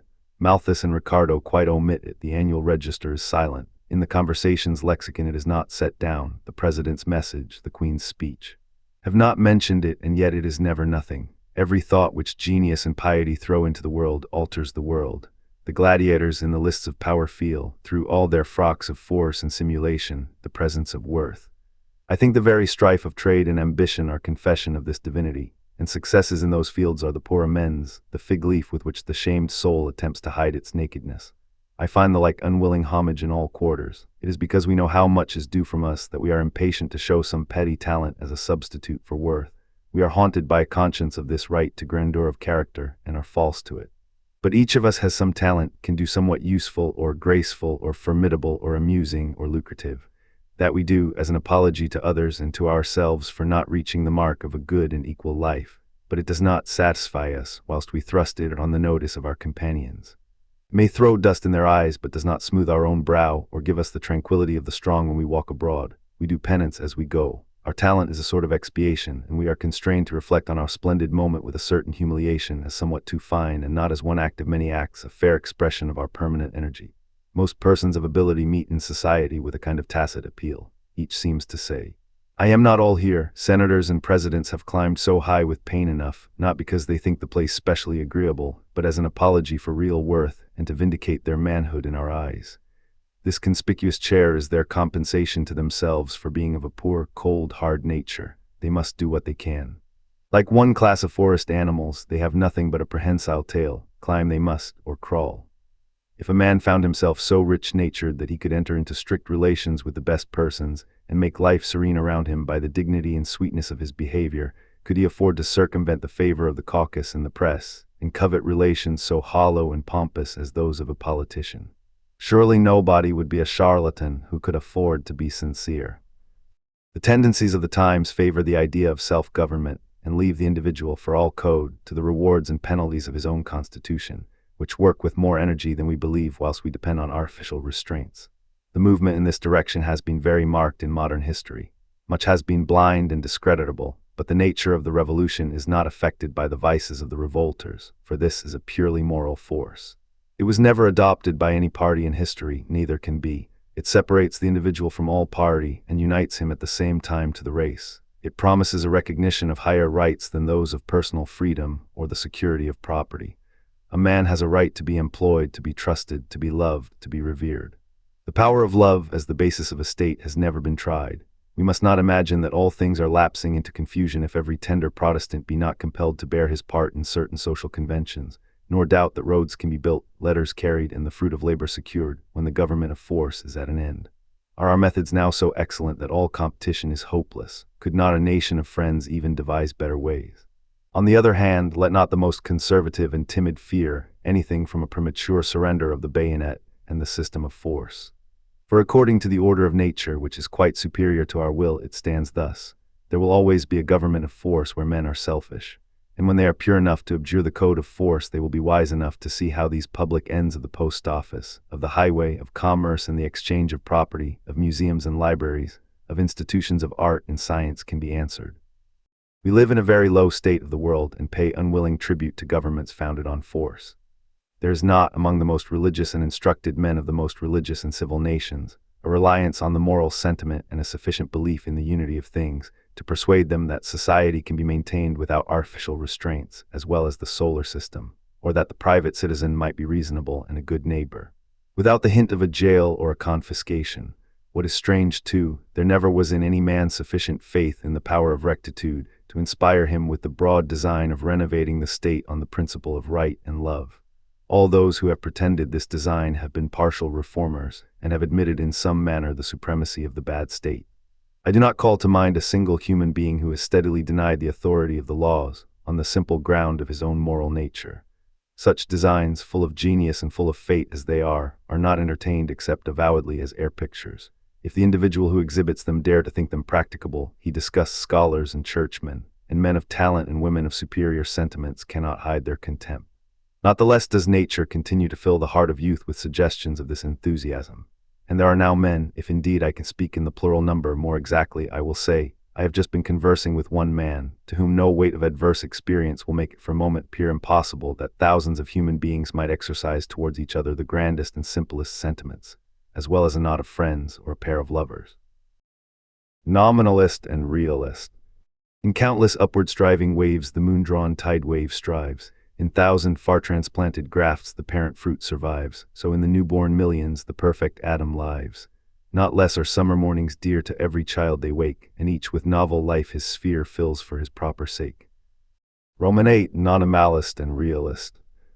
I cannot often enough say that man is only a relative and representative nature. Each is a hint of the truth, but far enough from being that truth which yet he quite newly and inevitably suggests to us. If I seek it in him, I shall not find it. Could any man conduct into me the pure stream of that which he pretends to be? Long afterwards I find that quality elsewhere which he promised me. The genius of the Platonists is intoxicating to the student. Yet how few particulars of it can I detach from all their books. The man momentarily stands for the thought, but will not bear examination, and a society of men will cursorily represent well enough a certain quality in culture, for example, chivalry or beauty of manners, but separate them, and there is no gentleman and no lady in the group. The least hint sets us on the pursuit of character which no man realizes. We have such exorbitant eyes that on seeing the smallest arc we complete the curve, and when the curtain is lifted from the diagram which it seemed to veil, we are vexed to find that no more was drawn than just that fragment of an arc which we first beheld. We are greatly too liberal in our construction of each other's faculty and promise.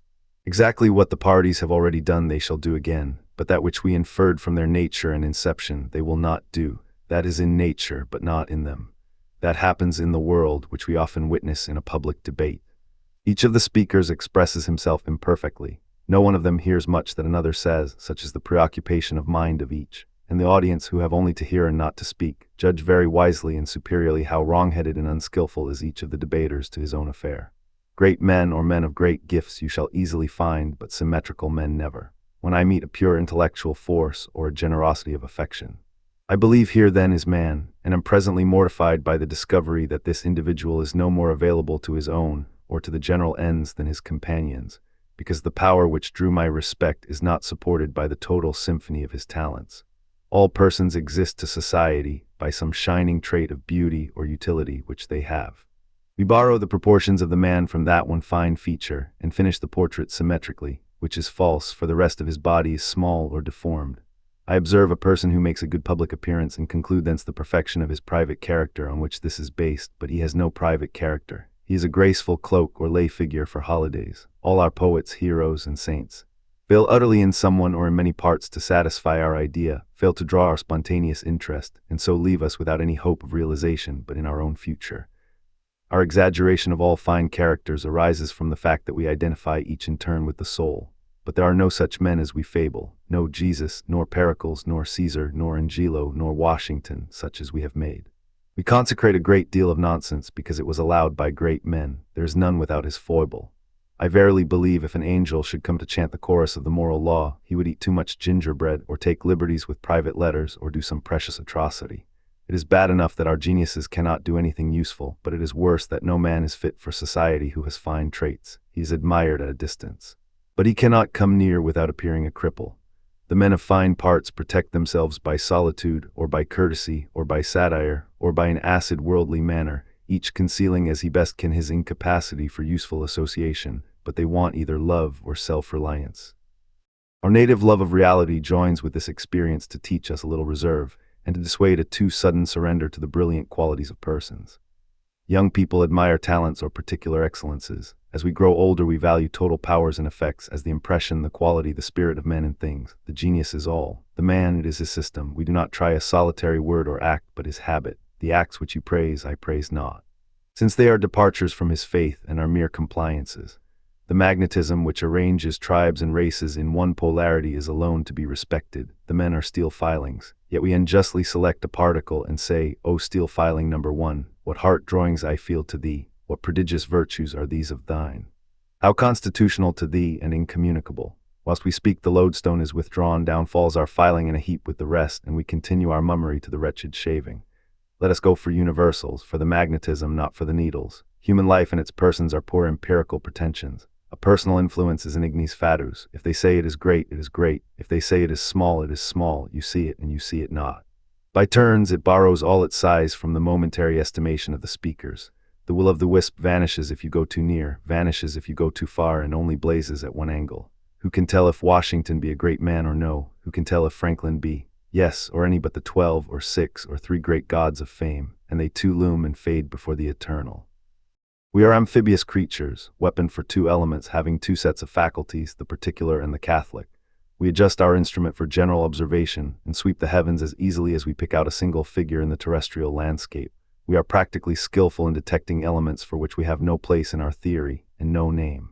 Thus we are very sensible of an atmospheric influence in men and in bodies of men, not accounted for in an arithmetical addition of all their measurable properties. There is a genius of a nation, which is not to be found in the numerical citizens, but which characterizes the society. England, strong, punctual, practical, well-spoken England, I should not find if I should go to the island to seek it. In the Parliament, in the playhouse, at dinner tables, I might see a great number of rich, ignorant, book-read, conventional, proud men, many old women, and not anywhere the Englishmen who made the good speeches, combined the accurate engines, and did the bold and nervous deeds. It is even worse in America, where from the intellectual quickness of the race, the genius of the country is more splendid in its promise and more slight in its performance. Webster cannot do the work of Webster. We conceive distinctly enough the French, the Spanish, the German genius, and it is not the less real that perhaps we should not meet in either of those nations a single individual who corresponded with the type. We infer the spirit of the nation in great measure from the language, which is a sort of monument to which each forcible individual in a course of many hundred years has contributed a stone. And universally a good example of this social force is the veracity of language, which cannot be debauched. In any controversy concerning morals, an appeal may be made with safety to the sentiments which the language of the people expresses. Proverbs, words, and grammar inflections convey the public sense with more purity and precision than the wisest individual. In the famous dispute with the nominalists, the realists had a good deal of reason. General ideas are essences. They are our gods. They round and ennoble the most partial and sordid way of living. Our proclivity to details cannot quite degrade our life and divest it of poetry. The day laborer is reckoned as standing at the foot of the social scale, yet he is saturated with the laws of the world. His measures are the hours, morning and night, solstice and equinox. Geometry, astronomy, and all the lovely accidents of nature play through his mind. Money, which represents the prose of life, and which is hardly spoken of in parlors without an apology, is in its effects and laws as beautiful as roses. Property keeps the accounts of the world and is always moral. The property will be found where the labor, the wisdom, and the virtue have been in nations, in classes, and the whole lifetime considered with the compensations in the individual also. How wise the world appears when the laws and usages of nations are largely detailed and the completeness of the municipal system is considered. Nothing is left out. If you go into the markets and the custom houses, the insurers' and notaries' offices, the offices of sealers of weights and measures, of inspection of provisions, it will appear as if one man had made it all. Wherever you go, a wit like your own has been before you and has realized its thought. The Eleusinian mysteries, the Egyptian architecture, the Indian astronomy, the Greek sculpture, show that there always were seeing and knowing men in the planet. The world is full of Masonic ties, of guilds, of secret and public legions of honor, that of scholars, for example, and that of gentlemen, fraternizing with the upper class of every country and every culture. I am very much struck in literature by the appearance that one person wrote all the books, as if the editor of a journal planted his body of reporters in different parts of the field of action, and relieved some by others from time to time. But there is such equality and identity, both of judgment and point of view in the narrative, that it is plainly the work of one all-seeing, all-hearing gentleman. I looked into Pope's Odyssey yesterday. It is as correct and elegant after our canon of today as if it were newly written. The modernness of all good books seems to give me an existence as wide as man. What is well done I feel as if I did, what is ill done I reck not of. Shakespeare's passages of passion, for example, in Lear and Hamlet, are in the very dialect of the present year. I am faithful again to the whole of the members in my use of books. I find the most pleasure in reading a book in a manner least flattering to the author. I read Proclus and sometimes Plato as I might read a dictionary, for mechanical help to the fancy and the imagination. I read for the lustres, as if one should use a fine picture in a chromatic experiment for its rich colors. 'Tis not Proclus, but a piece of nature and fate that I explore. It is a greater joy to see the author's author than himself. A higher pleasure of the same kind I found lately at a concert, where I went to hear Handel's Messiah. As the master overpowered the littleness and incapableness of the performers and made them conductors of his electricity, so it was easy to observe what efforts nature was making, through so many hoarse, wooden, and imperfect persons, to produce beautiful voices, fluid and soul-guided men and women. The genius of nature was paramount at the oratorio. This preference of the genius to the parts is the secret of that deification of art which is found in all superior minds. Art in the artist is proportion or habitual respect to the whole by an eye loving beauty in details, and the wonder and charm of it is the sanity and insanity which it denotes. Proportion is almost impossible to human beings. There is no one who does not exaggerate. In conversation, men are encumbered with personality and talk too much. In modern sculpture, picture, and poetry, the beauty is miscellaneous. The artist works here and there and at all points, adding and adding instead of unfolding the unit of his thought. Beautiful details we must have, or no artist, but they must be means and never other. The eye must not lose sight for a moment of the purpose. Lively boys write to their ear and eye, and the cool reader finds nothing but sweet jingles in it. When they grow older, they respect the argument. We obey the same intellectual integrity when we study in exceptions the law of the world. Anomalous facts, as the never quite obsolete rumors of magic and demonology, and the new allegations of phrenologists and neurologists are of ideal use. They are good indications. Homeopathy is insignificant as an art of healing, but of great value as criticism on the hygiene or medical practice of the time. So with mesmerism, Swedenborgism, Fourierism, and the millennial church, they are poor pretensions enough, but good criticism on the science, philosophy, and preaching of the day. For these abnormal insights of the adepts ought to be normal and things of course. All things show us that on every side we are very near to the best. It seems not worthwhile to execute with too much pains someone intellectual or aesthetical or civil feat, when presently the dream will scatter and we shall burst into universal power. The reason of idleness and of crime is the deferring of our hopes. Whilst we are waiting, we beguile the time with jokes, with sleep, with eating, and with crimes. Thus we settle it in our cool libraries that all the agents with which we deal are subalterns which we can well afford to let pass, and life will be simpler when we live at the center and flout the surfaces. I wish to speak with all respect of persons, but sometimes I must pinch myself to keep awake and preserve the due decorum. They melt so fast into each other that they are like grass and trees, and it needs an effort to treat them as individuals. Though the uninspired man certainly finds persons a conveniency in household matters, the divine man does not respect them. He sees them as a rack of clouds, or a fleet of ripples which the wind drives over the surface of the water. But this is flat rebellion. Nature will not be Buddhist. She resents generalizing and insults the philosopher in every moment with a million of fresh particulars. It is all idle talking. As much as a man is a whole, so is he also a part, and it were partial not to see it. What you say in your pompous distribution only distributes you into your class and section. You have not got rid of parts by denying them, but are the more partial. You are one thing. But nature is one thing and the other thing in the same moment. She will not remain orbed in a thought, but rushes into persons. And when each person, inflamed to a fury of personality, would conquer all things to his poor crotchet, she raises up against him another person, and by many persons incarnates again a sort of whole. She will have all. Nick Bottom cannot play all the parts, work it how he may. There will be somebody else and the world will be round. Everything must have its flower or effort at the beautiful, coarser or finer according to its stuff. They relieve and recommend each other, and the sanity of society is a balance of 1,000 insanities. She punishes abstractionists, and will only forgive an induction which is rare and casual. We like to come to a height of land and see the landscape, just as we value a general remark in conversation.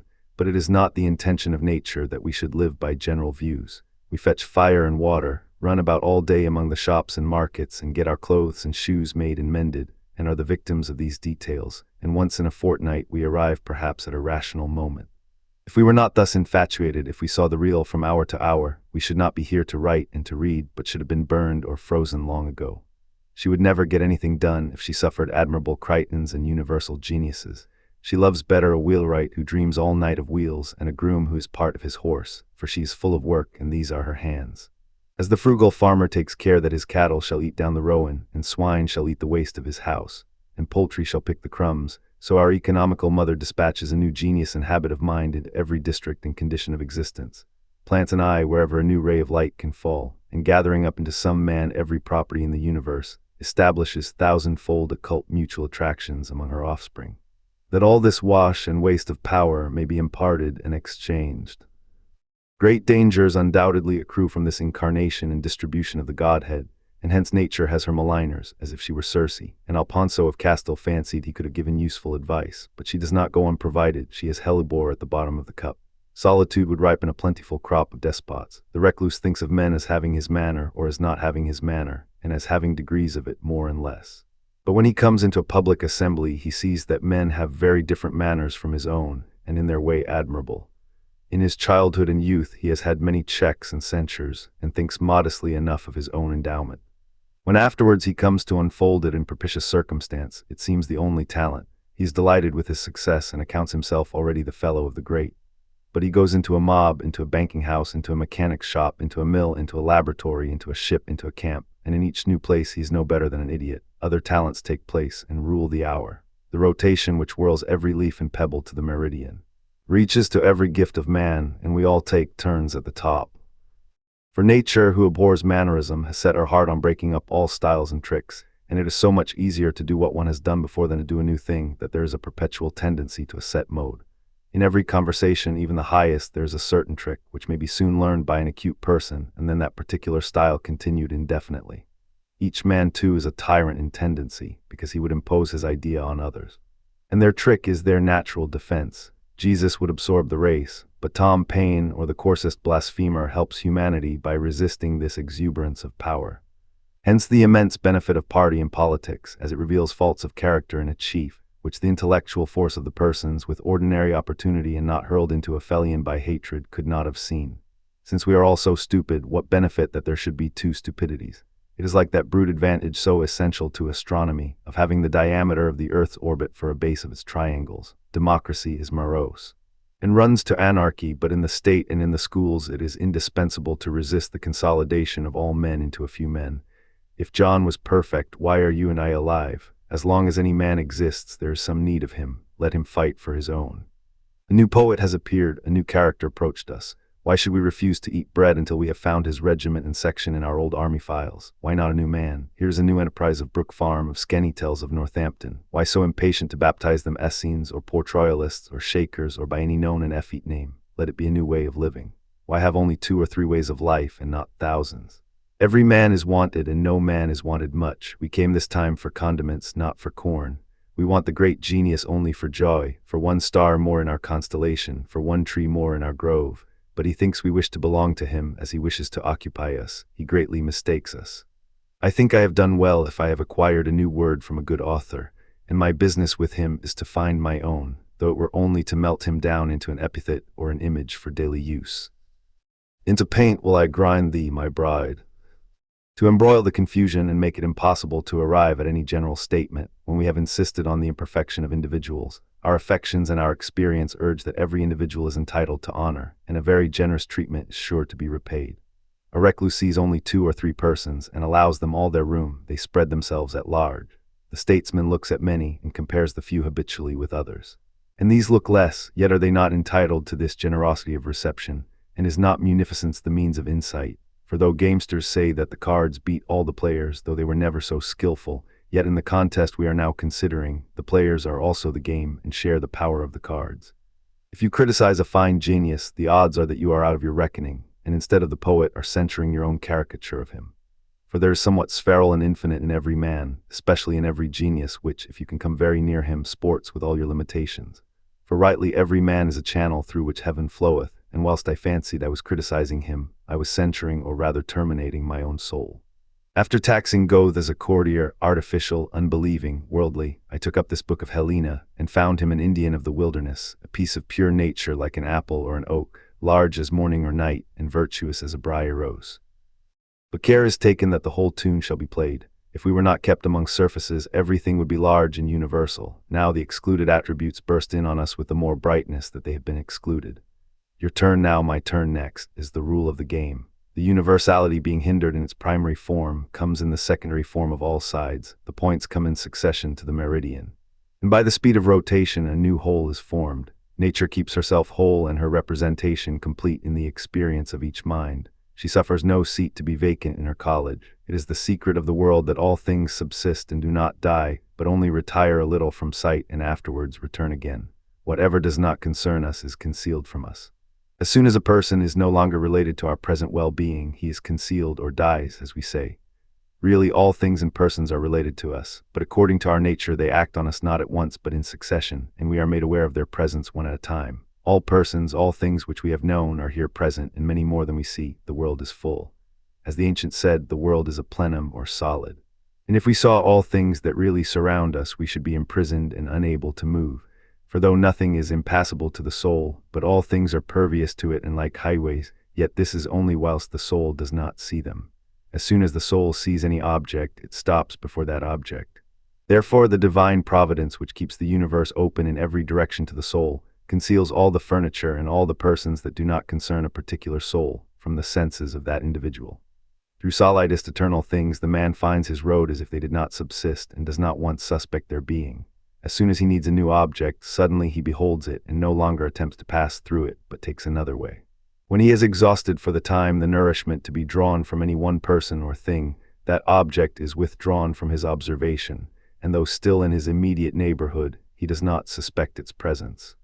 Nothing is dead. Men feign themselves dead and endure mock funerals and mournful obituaries, and there they stand looking out of the window, sound and well in some new and strange disguise.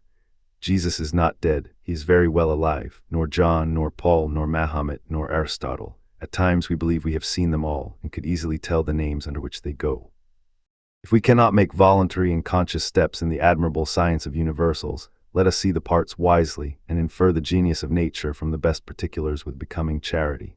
What is best in each kind is an index of what should be the average of that thing.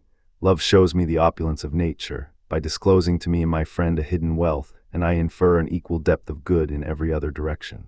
It is commonly said by farmers that a good pear or apple costs no more time or pains to rear than a poor one. So I would have no work of art, no speech or action or thought or friend, but the best. The end and the means, the gamester and the game, life is made up of the intermixture and reaction of these two amicable powers, whose marriage appears beforehand monstrous, as each denies and tends to abolish the other. We must reconcile the contradictions as we can, but their discord and their concord introduce wild absurdities into our thinking and speech. No sentence will hold the whole truth, and the only way in which we can be just is by giving ourselves the lie. Speech is better than silence. Silence is better than speech. All things are in contact. Every atom has a sphere of repulsion. Things are and are not at the same time, and the like. All the universe over, there's but one thing, this old two-face, creator-creature, mind-matter, right-wrong, of which any proposition may be affirmed or denied. Very fitly, therefore, I assert that every man is a partialist, that nature secures him as an instrument by self-conceit, preventing the tendencies to religion and science. And now further assert that each man's genius being nearly and affectionately explored, he is justified in his individuality, as his nature is found to be immense.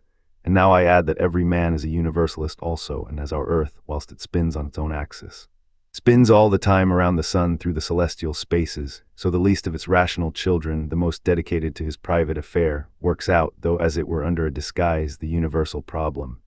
We fancy men are individuals, so are pumpkins, but every pumpkin in the field goes through every point of pumpkin history. The rabid Democrat, as soon as he is senator and rich man, has ripened beyond possibility of sincere radicalism, and unless he can resist the sun, he must be conservative the remainder of his days. Lord Eldon said in his old age that, if he were to begin life again, he would be damned, but he would begin as agitator. We hide this universality if we can, but it appears at all points. We are as ungrateful as children. There is nothing we cherish and strive to draw to us, but in some hour we turn and rend it.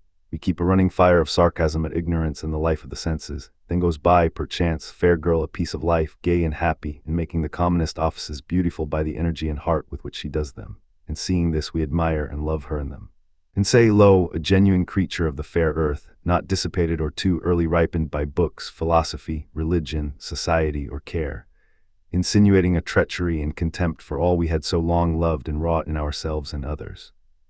If we could have any security against moods, if the profoundest prophet could be holden to his words, and the hearer who is ready to sell all and join the crusade could have any certificate that tomorrow his prophet shall not unsay his testimony. But the truth sits veiled there on the bench, and never interposes an adamantine syllable, and the most sincere and revolutionary doctrine, put as if the ark of God were carried forward some furlongs, and planted there for the succor of the world. shall in a few weeks be coldly set aside by the same speaker as morbid. I thought I was right, but I was not, and the same immeasurable credulity demanded for new audacities. If we were not of all opinions, if we did not in any moment shift the platform on which we stand and look and speak from another.